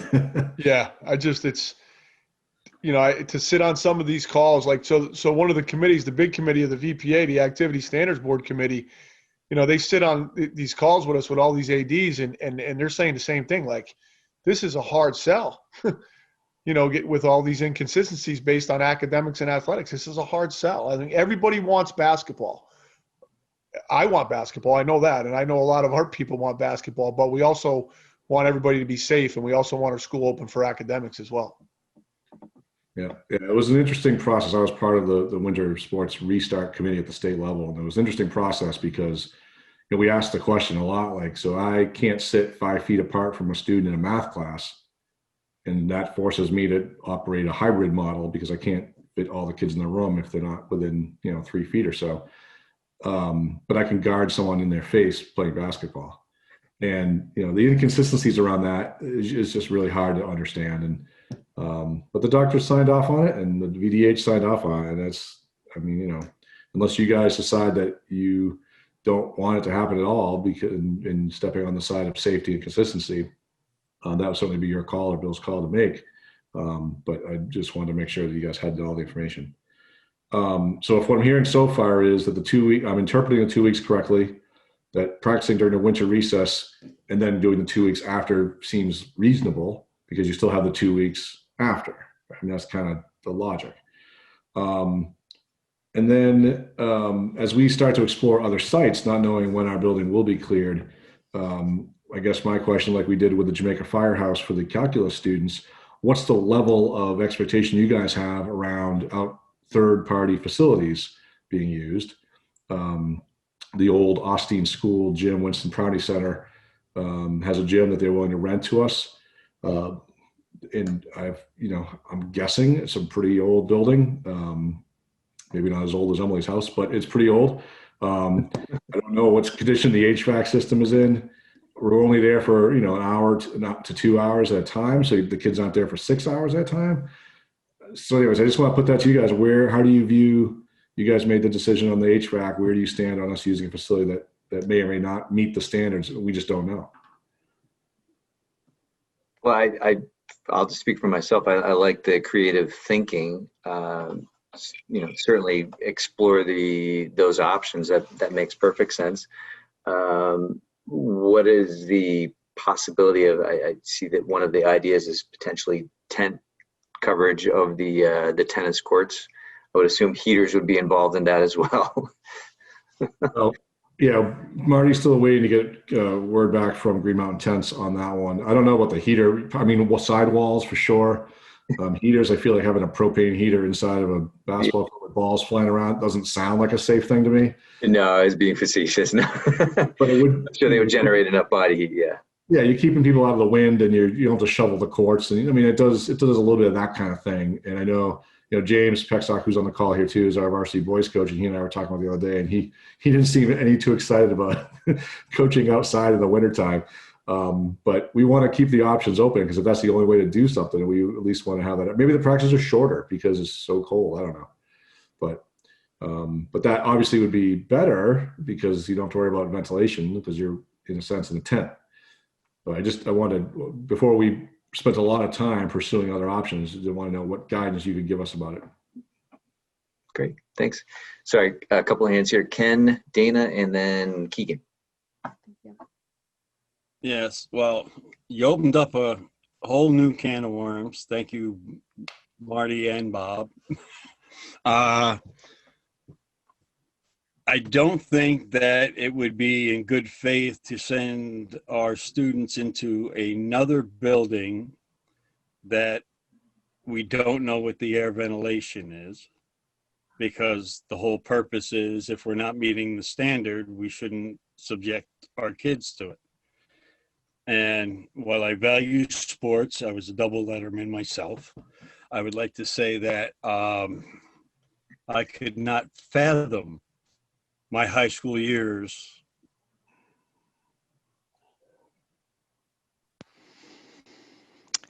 Sorry, Al, Ken, you got some people in the waiting room. Yeah. Oh, I see it now. Thank you. Somehow Mike got dropped. All right. All right. Thanks, Ken. So we got Dana, Keegan, and then I see Lindsay as well. Hear me right now. Or now can you hear me? Okay, because I cut out for a minute. Is it possible for us to get a signed waiver from each parent of each student to have practice?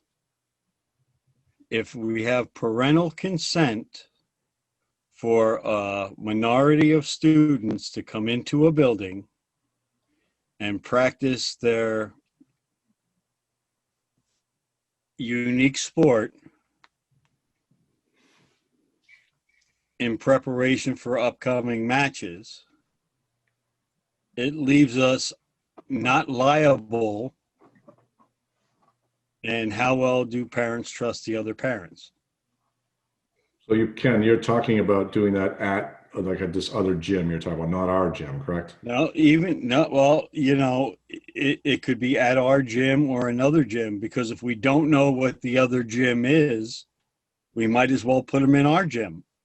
So I, again, appreciate the flexibility of that. I would be concerned about that approach, that if we're bending over backwards to allow basketball to happen, and I assure you, I love basketball too. I coached it for years. Why wouldn't we do that for the academics? Why wouldn't we have every family in the district sign a waiver and get them in the building if that was the approach we were going to use? So that would be again, it's that equity piece, just to kind of keep an eye on that. Yeah. Well, the equity piece there is we're talking about education versus extracurricular activities.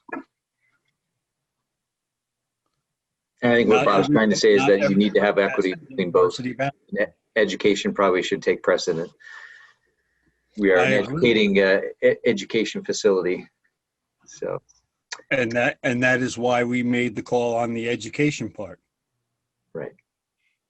If you can get the whole team to sign a waiver saying, yeah, we'll go in there and possibly get COVID, you know, I'm just saying we're not going to say that's going to happen, but liability for the district, and you know, we have to think, you know, logically here. Yeah, I guess Ken, my argument would be if I'm a parent and I would want to make the same argument that my math skills for my son or daughter might be more important than basketball, I'd be willing to sign that waiver too. And then all of a sudden you guys are facing that choice. Slippery slope is all I'm saying.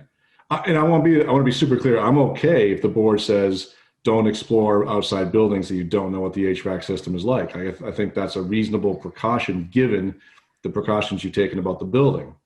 I just wanted to be clear, if that's where you were, that's where you were. I hate to do this, but every time somebody gives a rebuttal to when I say something, my screen freezes and I can't hear a word they're saying. Well, Ken, you can assume that if it comes from me, it's very eloquent.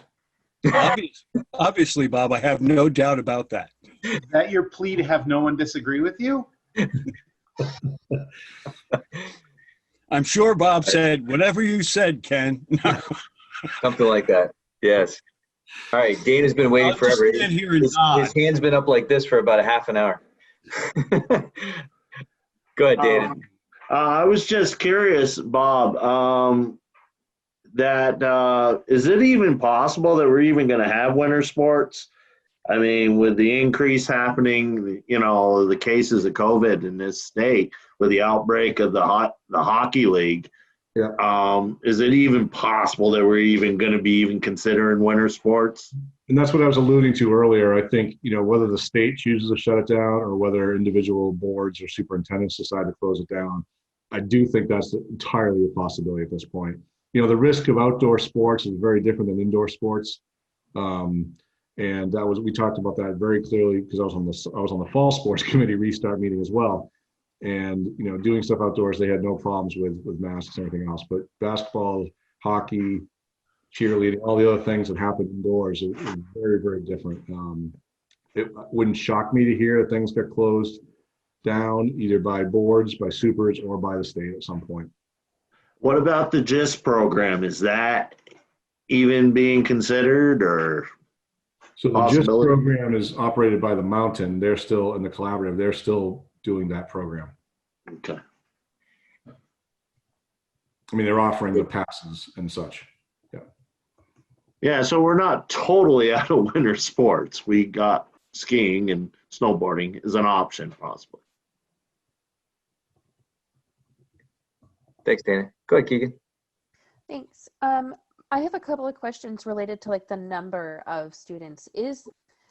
Under normal circumstances, there's always going to be a great number of students that are interested in participating in winter sports.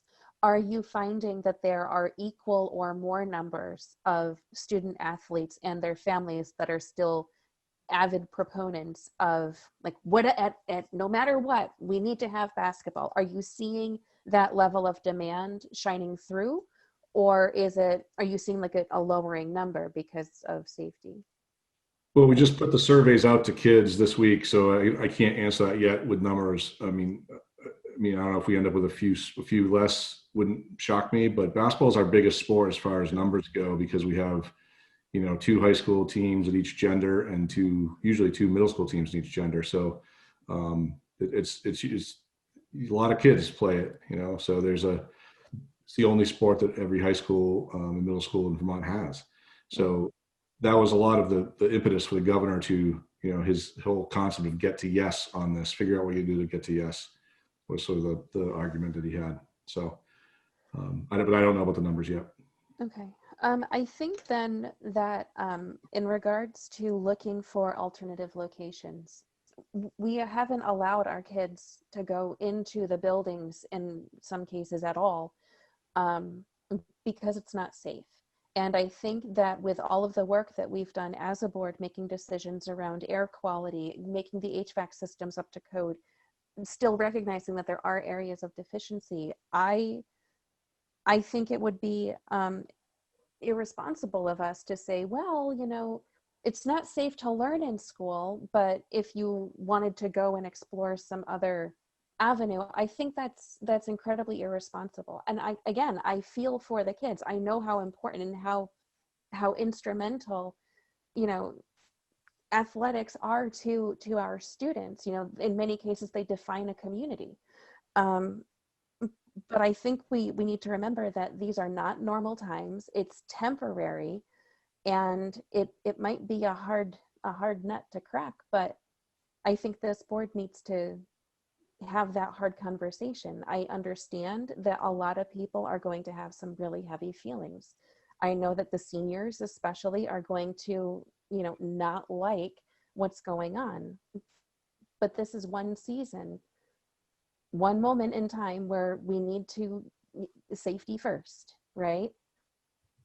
So I would err on the side of, if the school properties can be safe and you can have practices within school and the school's properties are able to sustain indoor practices and we can meet those expectations, then great.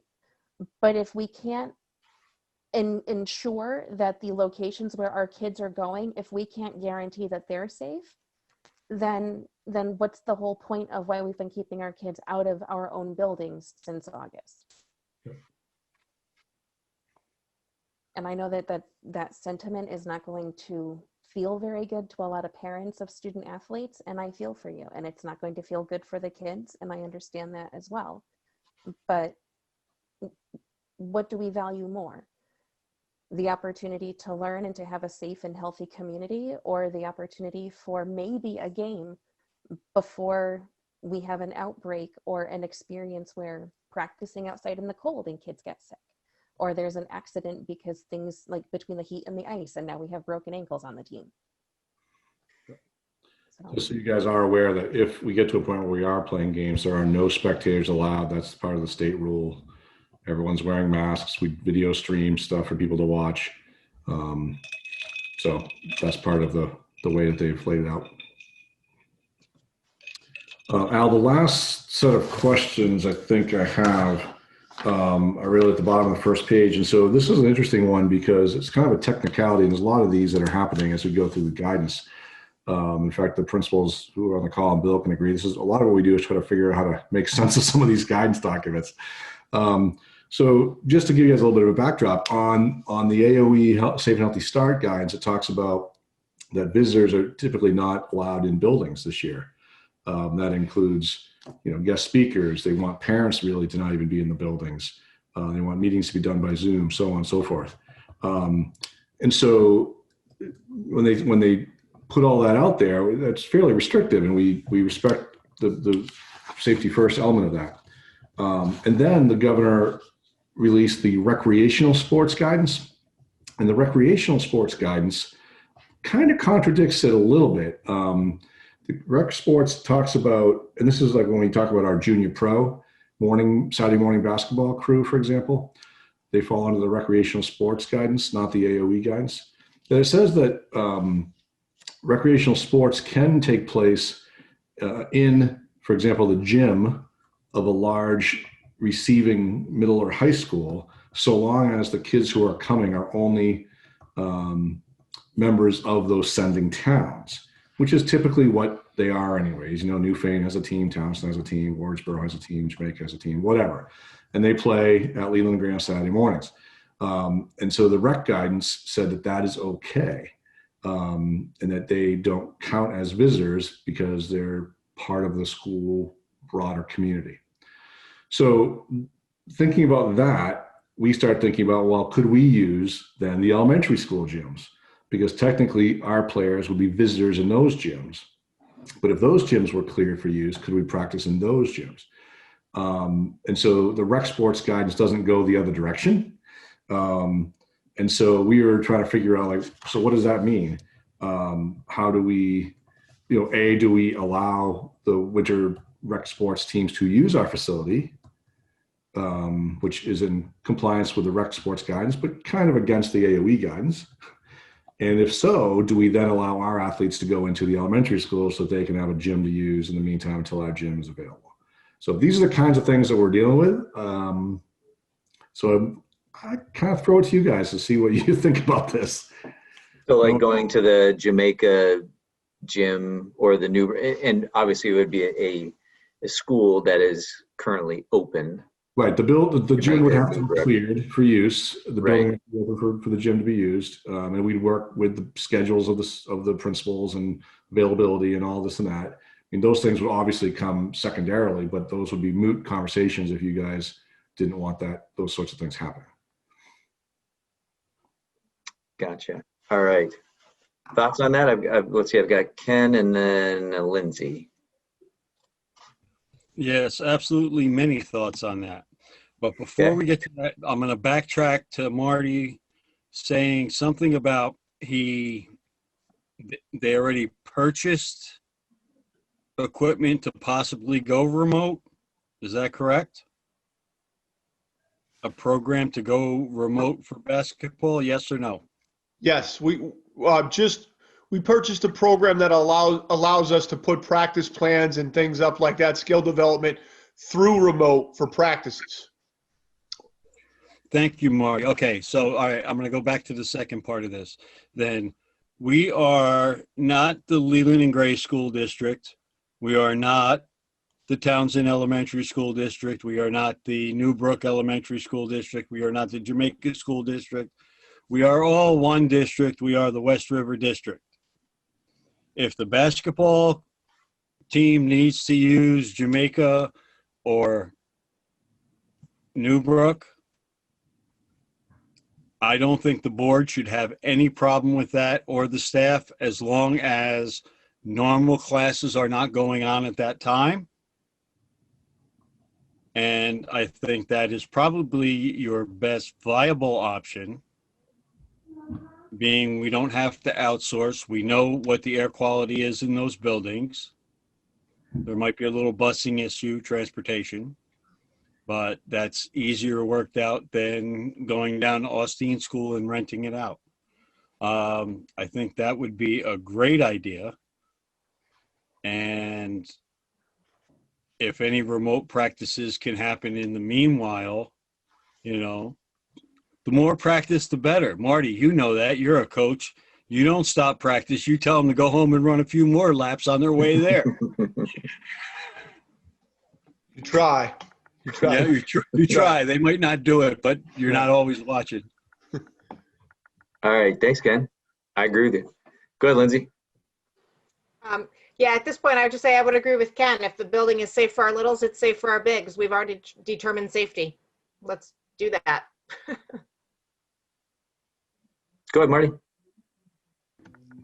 I agree with both Ken and Lindsay, but I've had this conversation with Bob, and it's awesome if we can use those other facilities, our elementary schools.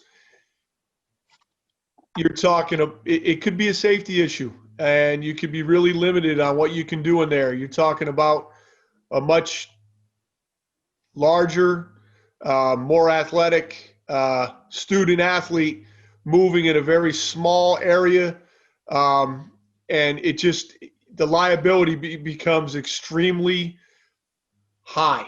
I always say, even, for those of you that are familiar with the Dutton gym, to put a varsity practice in the Dutton gym is scary.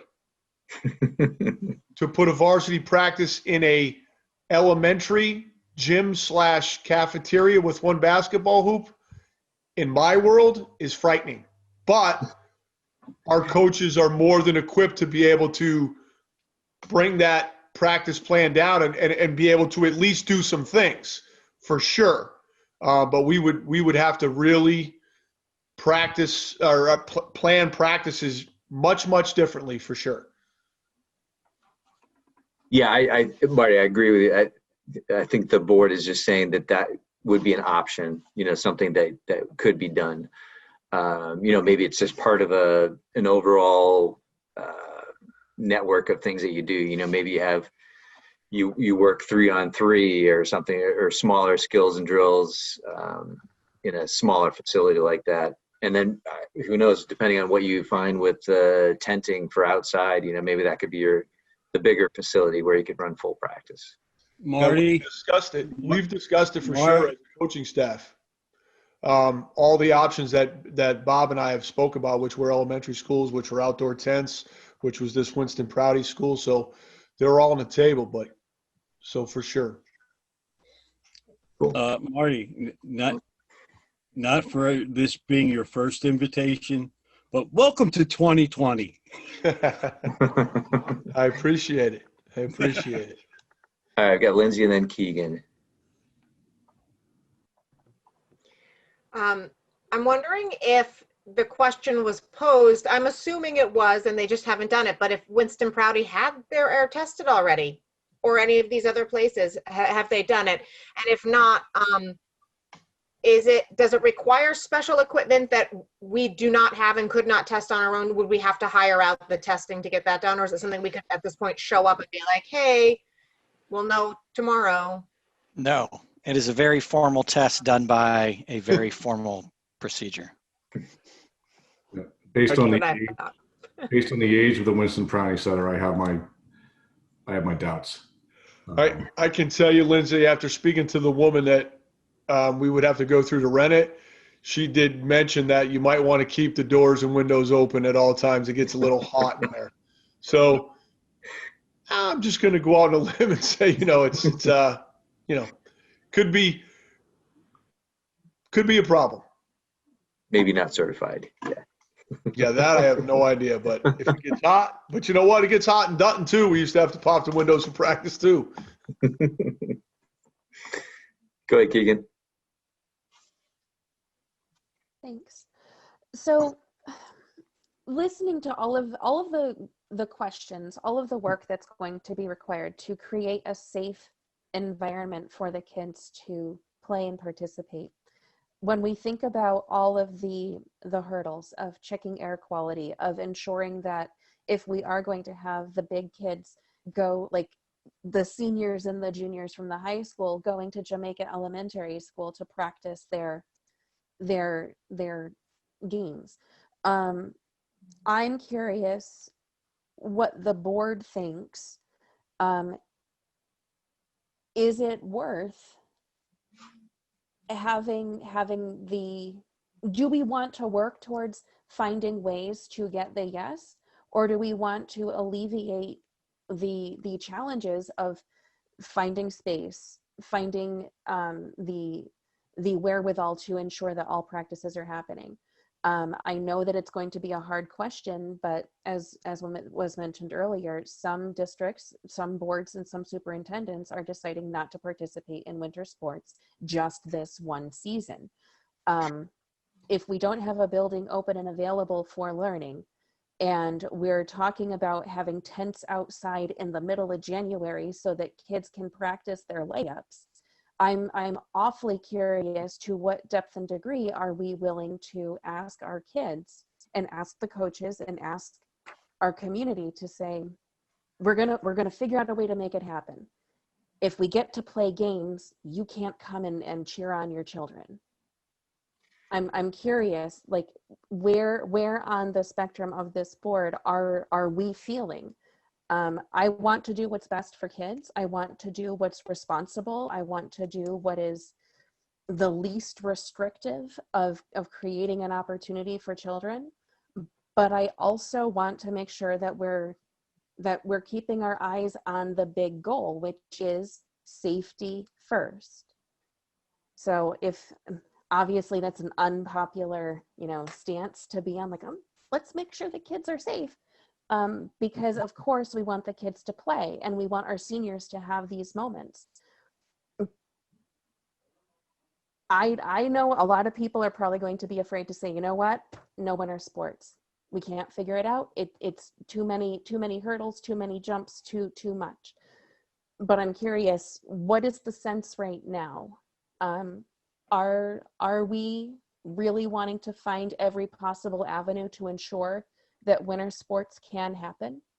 Or are we willing to have the conversation of, you know what, maybe just this once, we need to avoid an outbreak in our communities, or we need to avoid putting kids in harm's way or putting them in environments that are not designed for their bodies. I'm curious to see what the sense is. It's a great question, Keegan. I will just say that I would love to see it go forward in some form or fashion. And I think it's been said a number of times, we could make a decision right now that allows for something to happen, and then the state come in tomorrow and say, forget it, it's all shut down. I think for myself and from a board perspective, I would just love to give at least the opportunity, the potential, just to leave it open, keep the door open, right? Because again, state could come in and swoop in and it's over. It's all over. So I don't think Marty's afraid of the work involved, just so you know, of like trying to make this happen. Like he's not afraid of that work, and he's got the ability to pull that stuff together. So don't let that be a factor in any decision. I hate to interrupt this conversation, but we have a student. It looks like yeah, Casey. I see it. Yeah. I was going to go there and then to Marty. Yeah, thanks, Ken. Katie and then Marty. Hi, this is actually Abby. Hey, Abby. Sorry.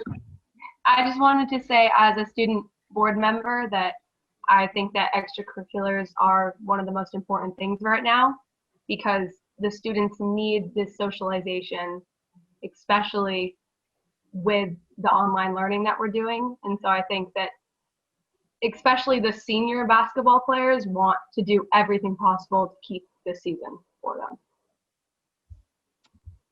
Thank you, Abby. Appreciate it. Go ahead, Marty. So yeah, a lot of thoughts going through my mind right now. But back to Keegan, I completely understand all your points, and safety has been our number one concern. We pulled off a successful fall season with hosted many events, both for our middle school and our high school. We followed it to a T, and we were very successful and probably lucky. I'm sure there's always an element of luck involved, but felt very confident how we did it. I feel, as being the athletic director, being involved in education, and we want equity between academics and athletics, that every day as teachers, we have to do our best to learn how to present our classroom through a box, and we can't say we're not going to offer that. And I feel strongly that the same way for athletics. I have to find a way for our kids to be able to experience some type of extracurricular activities, whatever it may be, safe.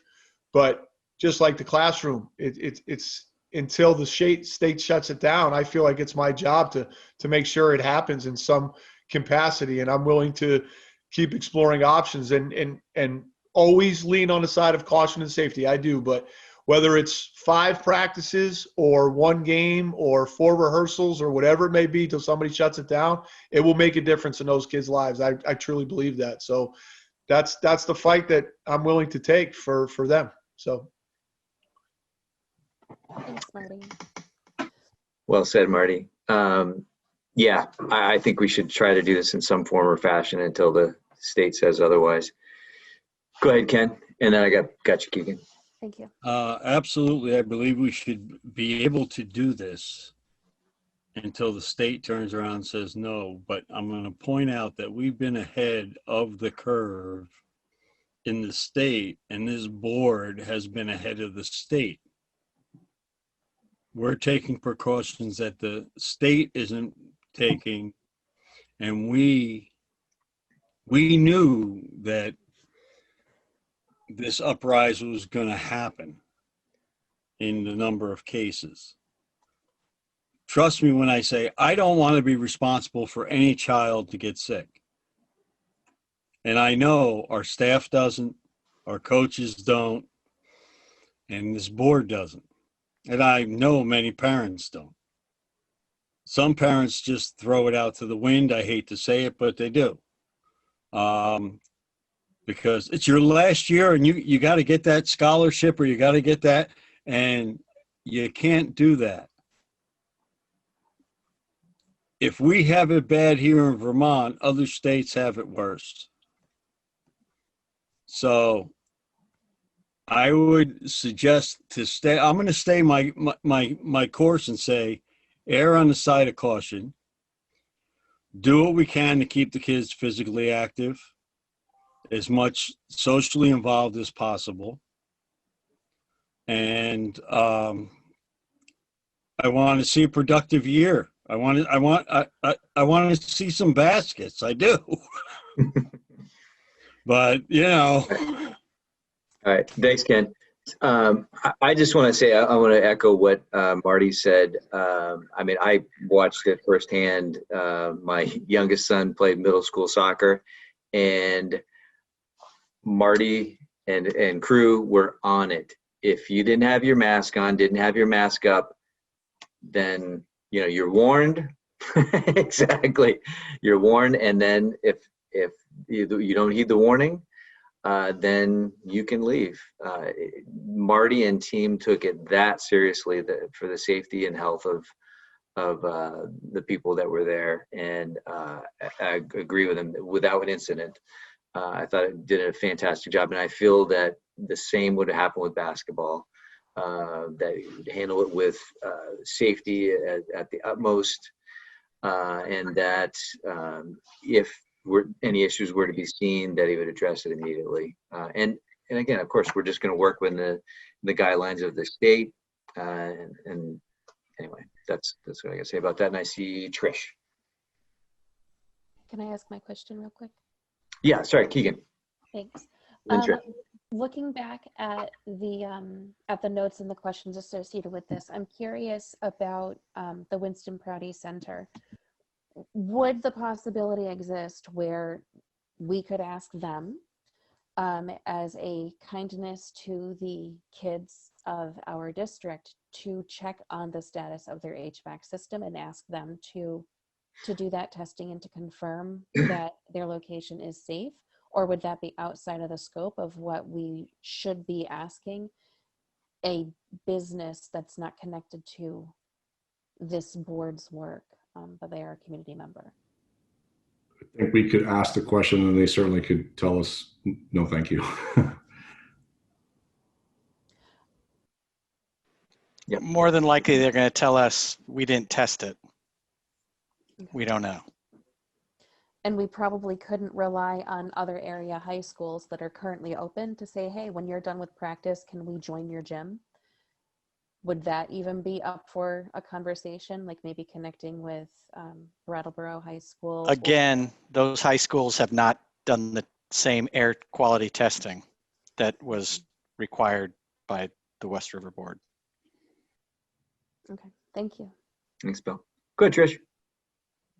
I was just gonna, Al, you kind of hit on everything that I was actually gonna say, but the only additional thing I wanted to say was just as the parent of an only child, believe me, socialization is so far at the top of my list right now. But I do think that we just need to follow the state guidelines and allow parents to make the decision in the end of, do I feel safe enough allowing my child to attend whatever event, participate in whatever event. I think it's also important, but we also have to leave it to some extent to parents to make that decision for their families. Thanks, Trish. And that echoes what we do educationally as well, because we offer the all remote option when the hybrid is ready and people can come back, they can choose that. So it does echo that. Right, exactly. Yeah, we're just giving them the opportunity. So we've had a lot of discussion on this, and it is 9:15 right now. I just wanted to be cognizant of that time and just say that our next meeting is on what date, Bill? What's the date? Budget committee on December 14th. December 21st. December 21st is our next board meeting. Okay. So 10 practices, Marty, when did the 10 practices need to be completed by? So officially right now, basketball practices can start on the 30th of November. Games have not been cleared to start until January 11th. But based on the understanding that Bob explained tonight from the board, for us, practices wouldn't be able to start till the 14th of December, and games wouldn't be able to start till the 18th of January based on our 2-week protocol after holiday breaks, unless we did stuff online. And once again, I don't know if there's going to be guidance to come down from the VPA about that. It was fine in the fall. We used it in the fall. But once again, things are changing daily. Like they just came down really hard on open gyms. There are no open gyms right now. So yeah, it's. I think it kind of sounds like an issue, Al. I think the 10 practice thing is not going to be an issue for us. We can deal with the remote. We have from. We should be able to get them all in. I'm not worried about that. Right. I'm not worried either, but I was just trying to get a sense of the timing. So if our next meeting is on the 21st, the 10 practices would need to be done. I'm just trying to figure out what would be not physical contact. I mean, is there the potential there wouldn't be any need for being in a gym, either to make Newbrook or somewhere before the 21st anyway? We could just resume the discussion on the 21st if there is a discussion to have. I mean, speaking from a coaching standpoint, and I don't want to speak for our coaches, but sometimes I have to. Obviously, they're going to want to get into a gym. The sooner that they can get into a gym and have it be safe, the better. But obviously, until that can happen, we'll adapt to whatever we can do to give our student athletes an opportunity to better their skills and be ready for what's ahead of us. That's all we can do. And Al, I apologize for some of these questions are maybe too open-ended for a board to make decisions about. So maybe at that later meeting, we ascertain where we are at that point, figure out how we're doing with what the facilities we're dealing with and where we're at, and then come at you guys with some more specific things that you guys can say yes or no to without having broader conversation and take more time. So. Yeah, I would agree with that. But I think at the very least, we as the board should give you the runway to get the 10 practices in, most likely remotely, and then potentially with the use of Jamaica and Newbrook for smaller practices, as Marty would say. You don't want to have 10 bodies crashing around on the floor. And outside too. Or potentially outside. Yeah, I would just ask that of our board, is that we just give these folks the runway to try to do that, and then see where we look on December 21st. Everybody in agreement with that? I just would propose is we keep it specific to, we should probably designate one school for the girls teams and one school for the boys teams to keep it more simple and consistent, and to make contact tracing even that much simpler. So great idea. Right now is we don't have Newbrook and Townsend's gyms have not been approved still. So we only have Jamaica at this point. Oh, okay. Sorry. All right. But that's a great point. If at some point Newbrook becomes available, that's probably a good idea. All right. So is everybody in agreement with that? Would just give folks the opportunity to do that best they can between now and the 21st? Anybody? Joe, Emily, feelings on it? Joe, good? All right. Okay. Perfect. There we go. May I suggest that, Marty, and I know you're going to do it without the board suggestion anyway, tell them to practice on their own as much as possible. That's right. Get a ball in your hand. All right. Thanks, Ken. Dribble. Appreciate it. All right. Let's move on to the boiler bond, future possibilities. I'm sure that Lori's been, no, go ahead. No, Lori's gone, man. Lori's gone. It's past 9 o'clock. I've got this one. Sorry. Medina's not coming on. It's only Bill, and I'm going to be efficient. So we passed a $450,000 bond to our communities over a year ago. The fix for the boiler is going to be about $250,000. So that money has already been acquired. And it would be my recommendation to the board that we use the other $200,000, which has to be approved by the electorate, to do the water system, which has been highlighted as a need, and to get a generator. I believe that we can get it for the price that is still available underneath the bond that is already passed. So it doesn't cost the electorate any more money than they've already approved, but that money is already bonded. And so it's not like we're going to give the money back.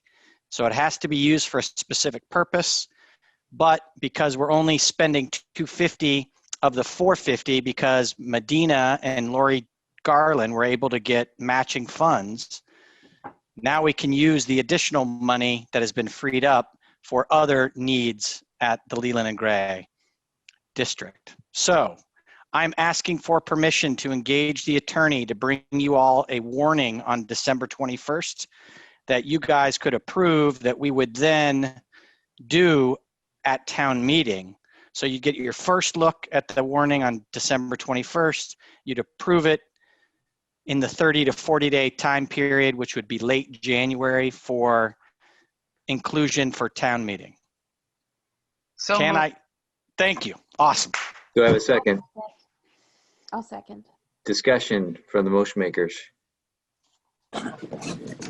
I think this makes a ton of sense since I moved to, assume you meant me first. I think this makes a ton of sense and I would love to see us move forward with that. And I'm very grateful that we can do it at the same time that other things are happening and not ask our electorate to come out at a separate time. So thanks. Thanks, Emily. Keegan, you? I just, commend our business and smart financial brain power to find ways to get matching funds and to allow opportunities like this to even become up for, conversation. So way to go, admin team. Thanks, Keegan. Go ahead, Ken. Yeah, as I said before, any maintenance that has to do with the water coming in, the water going out, until we know what's going on is a great idea. I'm not trying to push the issue. I'm just trying to say that we need to take care of our kids and make sure they have a safe environment. And town meeting is going to be a fiasco this year anyway. So let's not put any more on the electric that we don't have to. Go ahead, Dana. Move the vote. That requires 2/3, but yeah, let's. Any other discussion? No? All right, very good. Thumbs up? Thumbs up. Trish? Trish, you still there? All right, thank you. Oh, and Howie is too. Appreciate it, thank you. Unanimous. Motion carried. That was, he called for a motion to call it.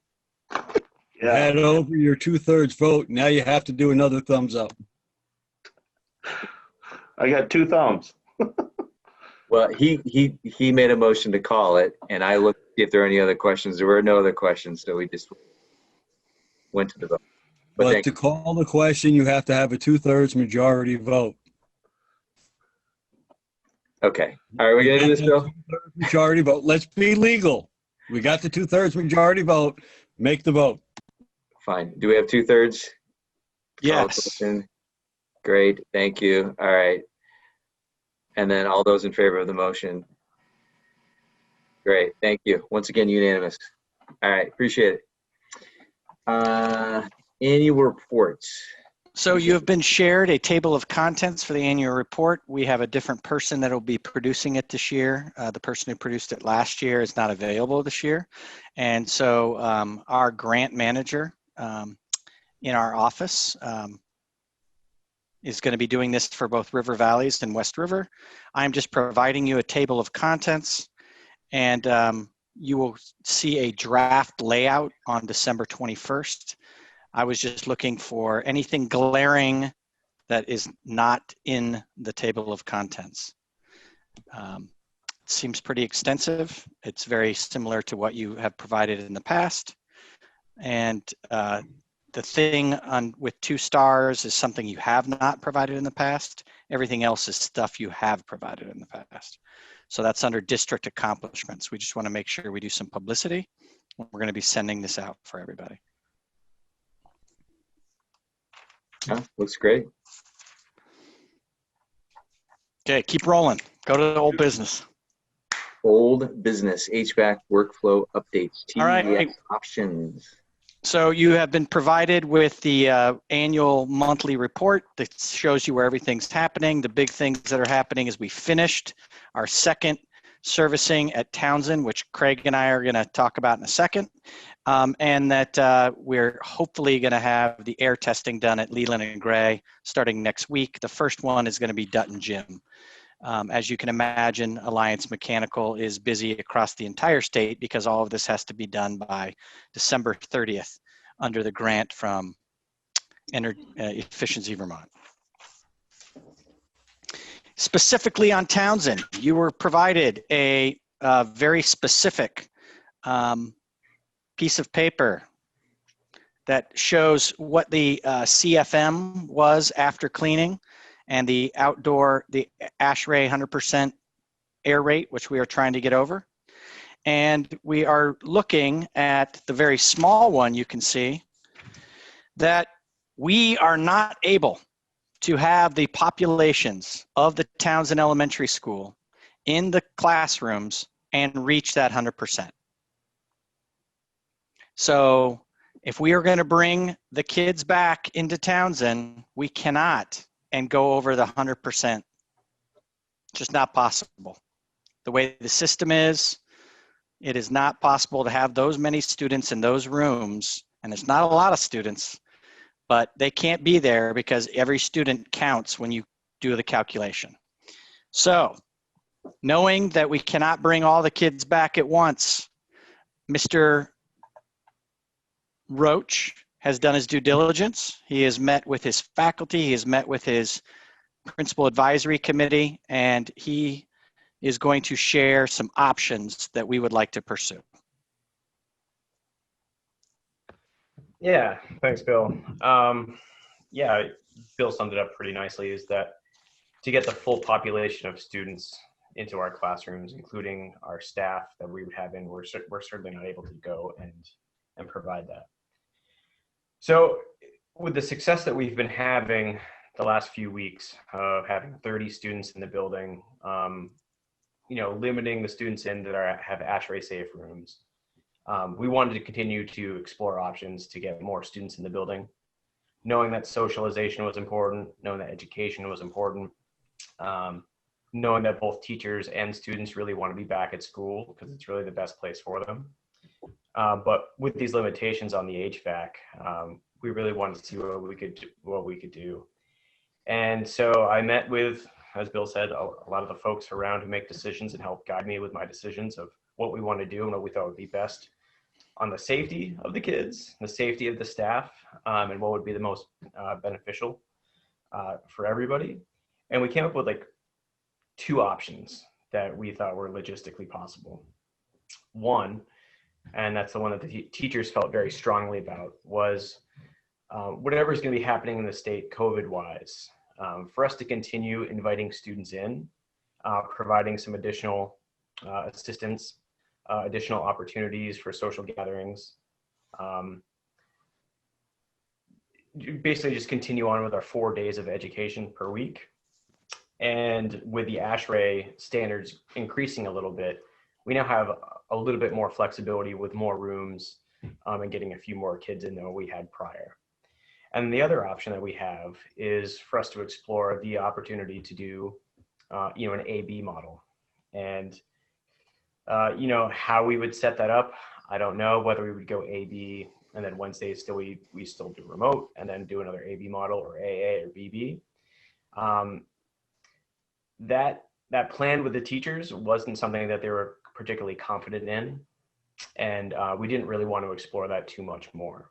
They thought that the education that we were providing right now with 4 days of remote learning and having the opportunities to get kids in was the best way forward until we know more about what's happening in the COVID world, especially taking into consideration what's going to be going on after the holiday breaks.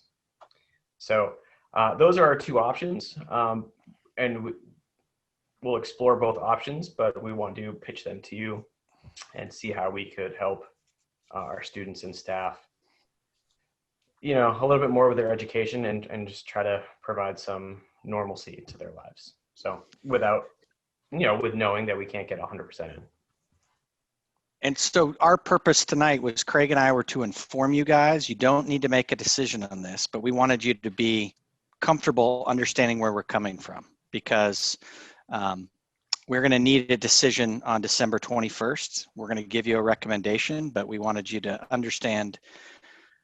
We wanted to match, you know, we just got the air testing back. So we wanted to explain with the air testing back and where that puts us in a position to make a decision for Townsend. But we're not asking you to have a discussion and a decision tonight. We just wanted you to understand what the air testing meant for how we're going to have to plan going forward. Thanks, Bill. Thanks, Greg. I don't want to get into a great discussion either, but could you just explain a little bit better the first model that the teachers like? I understand the AB model. I'm just trying to understand the one that they would like. Yeah, that's great. So it's just currently the model that we have now. On October 19th, I believe we went to the board and asked for us to just get some kids in the building in ASHRAE approved rooms, which at that point was 4 rooms of very small groups. And so the teachers have utilized that by reaching out to parents and reaching out to students to have small groups of students in. Sometimes they rotate through 2-3 groups and eventually you get the whole class. Some have done kids specifically based on data and recommendations, and knowing, you know, educators are pretty in touch with how their kids are doing, both socially and emotionally and academically. So reaching out to parents and inviting them in. So we've had about 30 different children in to provide either services that they are needing to get or just some sort of remediation because we're concerned about them one way or the other. So that's where we are now. And again, with the ASHRAE improving from this last round of tests, we're actually able to have a little bit more flexibility. So have maybe groups of 4 or 5 now in the building in each room. Okay, great, thanks. All right, so as Bill alluded to, we won't have too much discussion, but I do see Lindsay and Ken.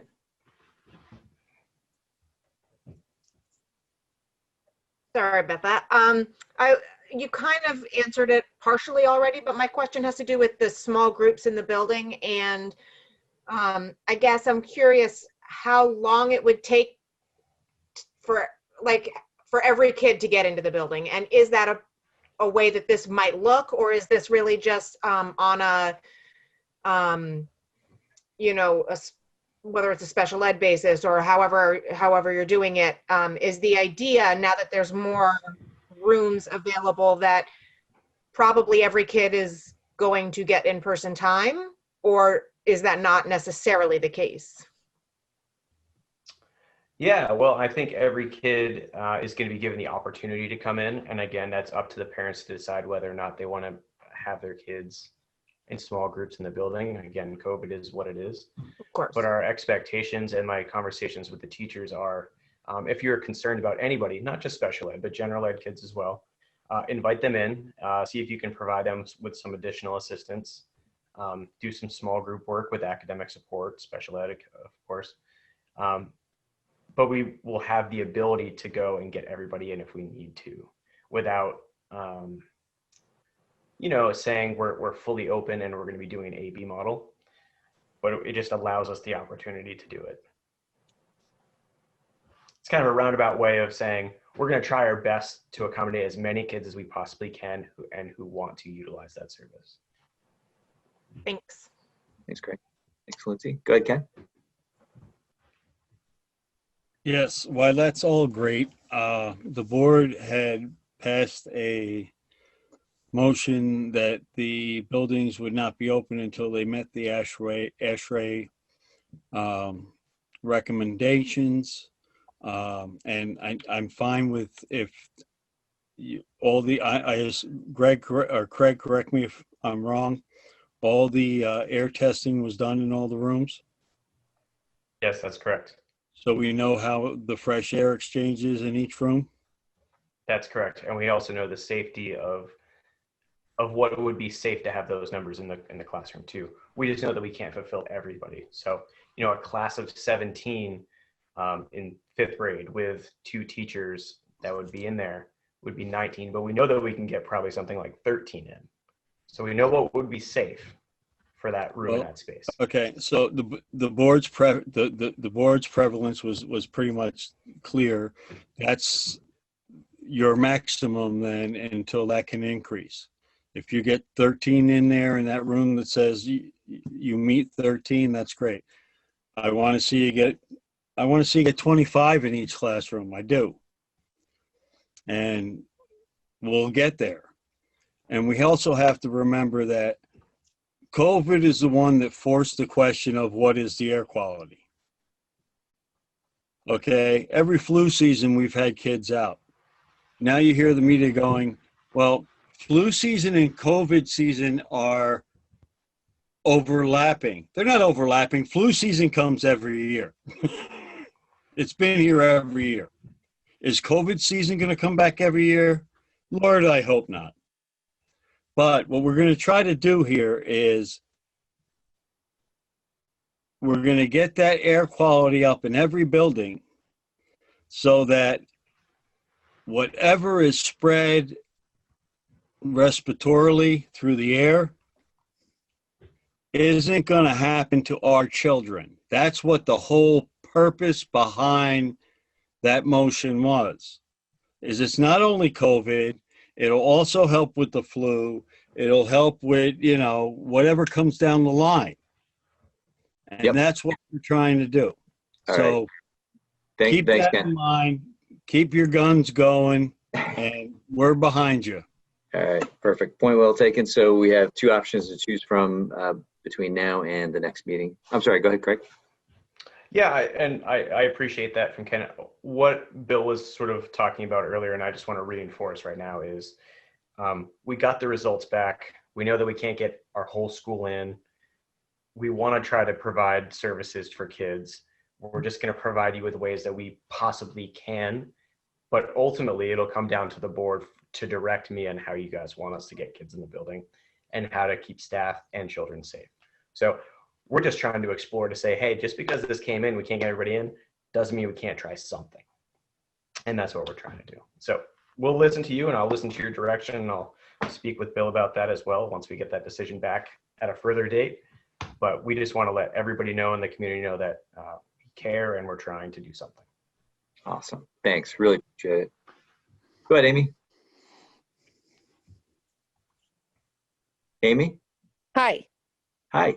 Hi, sorry. So I just had a quick question. So not if, but when we get to a point when we're all hopefully back in person and at full capacity at the school, if a parent such as myself is still kind of on the fence as to like, oh, I don't know if I'm really ready to send my kid back in person, especially if the cases keep rising like they are recently, is there going to be an option to continue a remote? I mean, I know the teachers will be obviously busy in the classroom. So is there going to be an option for parents who decide maybe I'll just finish out this year, you know, at home? Or is that going to be, you know, it's either you come back or you don't kind of thing? Amy, we are running a hybrid system in West River Elementary Schools. It's called School Supported Home Study. So that'll And still be there then? I don't anticipate that changing. Okay. Good question. Anything else, Amy? No, I just wanted to make sure that once we got to that point where the school was fully open, that if parents were still hesitant, that system was still going to be in place for people who were a little concerned still. Great, thanks. Appreciate the question. Okay, we able to move on now? Real quick question. Go ahead, Ken.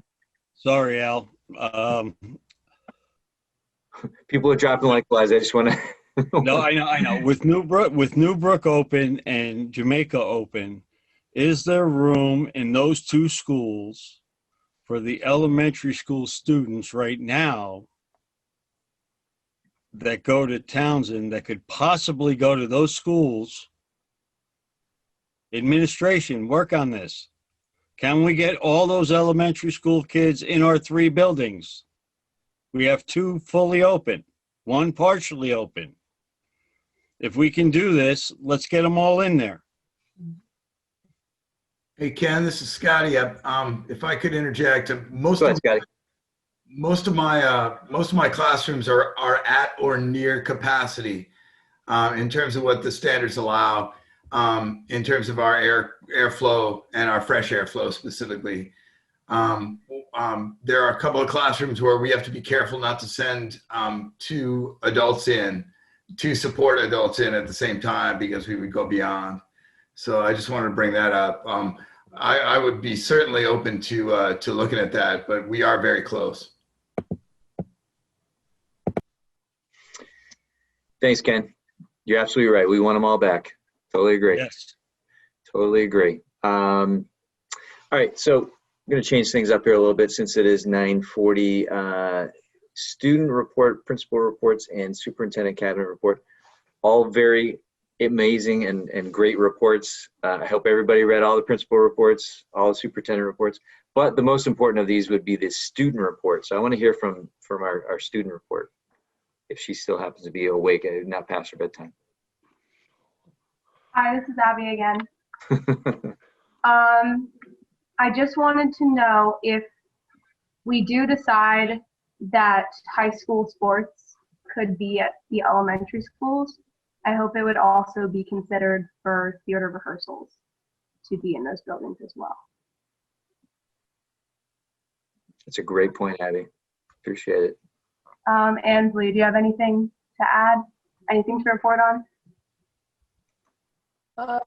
Not much, just besides, remote learning and everything we're going through. And I would also like to think about if we do high school sports and think about that in the elementary schools, allowing the theater program to expand and let them have that opportunity too. So. Thank you, Ainsley. Thank you, Abby. Appreciate it. All right, I see a couple hands. Go ahead, Dan, and then Ken. I was just wondering if we could offer it up to the theater group to check about the Jamaica Town Hall.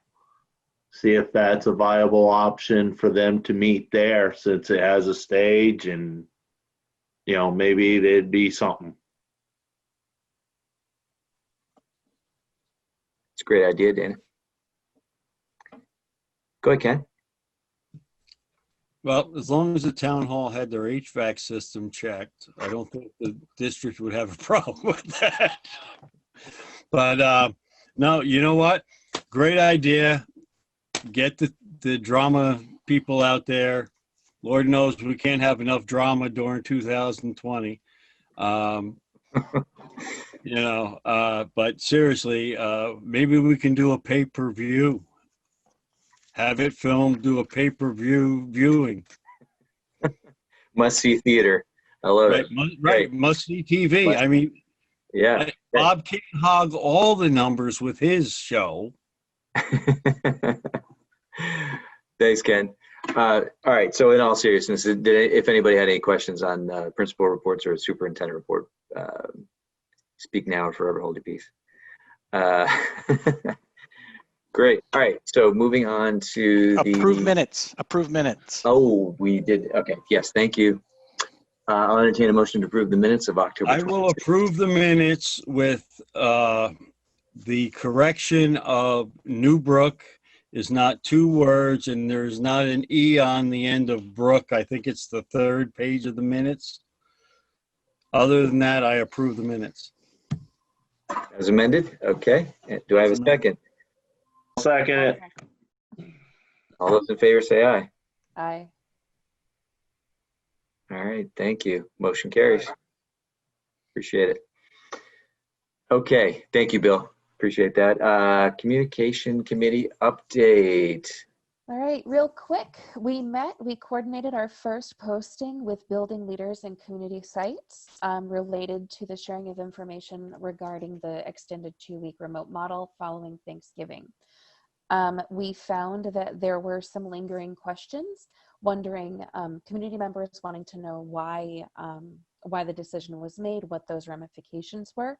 So we were thinking about the next time we have a sharing of information, if we also include like a brief justification about what the board was thinking in that decision-making process. So at least there's less questions of like, well, why would you do this? It doesn't seem to make a whole lot of sense. But at least our constituents will have a better understanding of where these decisions are coming from and why we elected to do a 2-week as opposed to just a 1. With regard to how we got to fiscal year 22 budget, I'm thinking that when we had last connected as a team, we were hoping to frame the budget through 3 lenses. First, looking at the learning impact of the budget making decisions and the budget design, the social emotional impact that the budget has, as well as the financial impact that the community is going to be feeling depending upon what the tax breakdown is.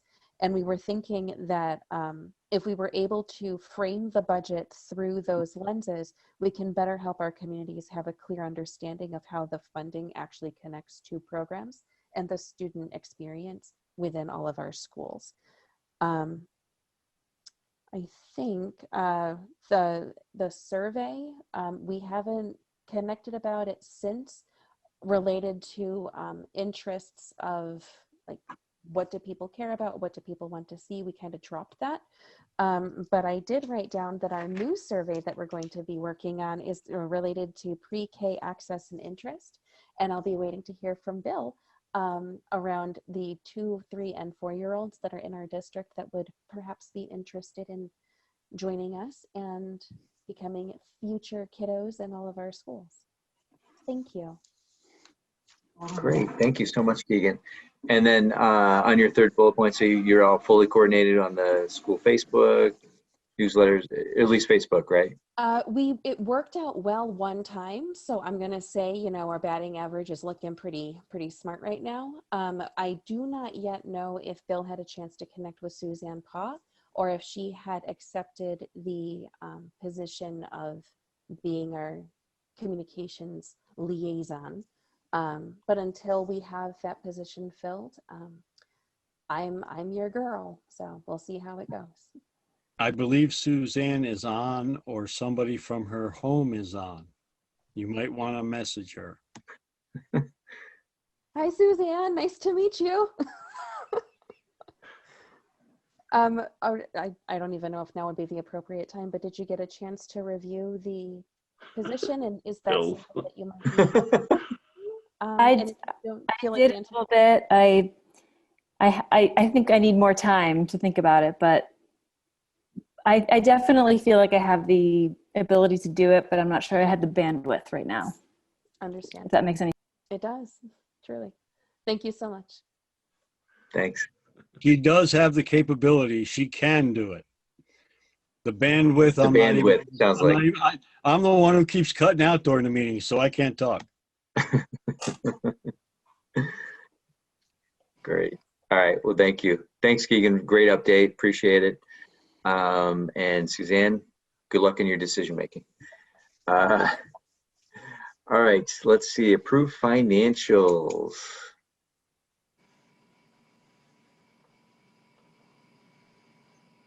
That's pay orders, right? Yeah. Okay. So I'll make a motion to approve the pay orders. I'll second. Any discussion? 2 board members looked at them and approved them? Both Trisha and I. Okay, where's Trish? You go to sleep? Nah, Keegan's just too damn fast with that second. Oh, okay. I like to move things along. You like to read your name in the minutes, I think. All right, all those in favor, say aye. All right, thank you. Let's see, we are moving on to remote days, snow days. So this is almost informational, but I just want the board to, I guess, give the A-OK, but now that we have implemented remote learning in all of our schools, we have the ability on most occasions to have snow days turn into remote days. There'll still be those times when something comes in, an ice storm, losing power, when we couldn't prepare, we couldn't send things home, we couldn't get Chromebooks home. But for the most part, if we have just a little bit of anticipatory time, we will be calling remote days instead of snow days, which is a benefit to not having extra days in June. So I would say, 3 out of 4 calls, we're going to be able to do this. There are going to be other calls that have to be immediate, and there still have to be snow days. But I figured as we get into this weather, people are going to be asking board members about this, and I just want to make sure you guys are comfortable with that managerial decision. Thumbs up. We're good. Motion necessary or just? It's still a student day, so I don't think there's a motion needed to be necessary because. Yeah. Clarification. Okay. Go ahead, Ken. Sorry, I have to do it. Okay. Being in Vermont, we get one of them storms when it comes up with 2-3 foot of snow. Guess what? Some of us that live on dirt roads the bus don't come to, we got to shovel or plow them out. Those need to be called a snow day. I'll leave that to the discretion of the superintendent, whether it's a snow day or a remote day. But another thing for people to be upset about. You got 50-50 every time you make a call. Hey, you know what I love about this elected position is whoever I don't make mad, they're happy. And I know in life I can't make everybody happy, but I'll try to do the best I can to keep everybody safe. That's my job. There we go. All of our jobs. All right. It is 9:52. I'm going to ask. Oh, Mike is ready. Mike is ready, man. Mike is ready. Okay. We'll be efficient. I was just, okay. All right. I was going to say, do we need to push these off or we can just plow right through them?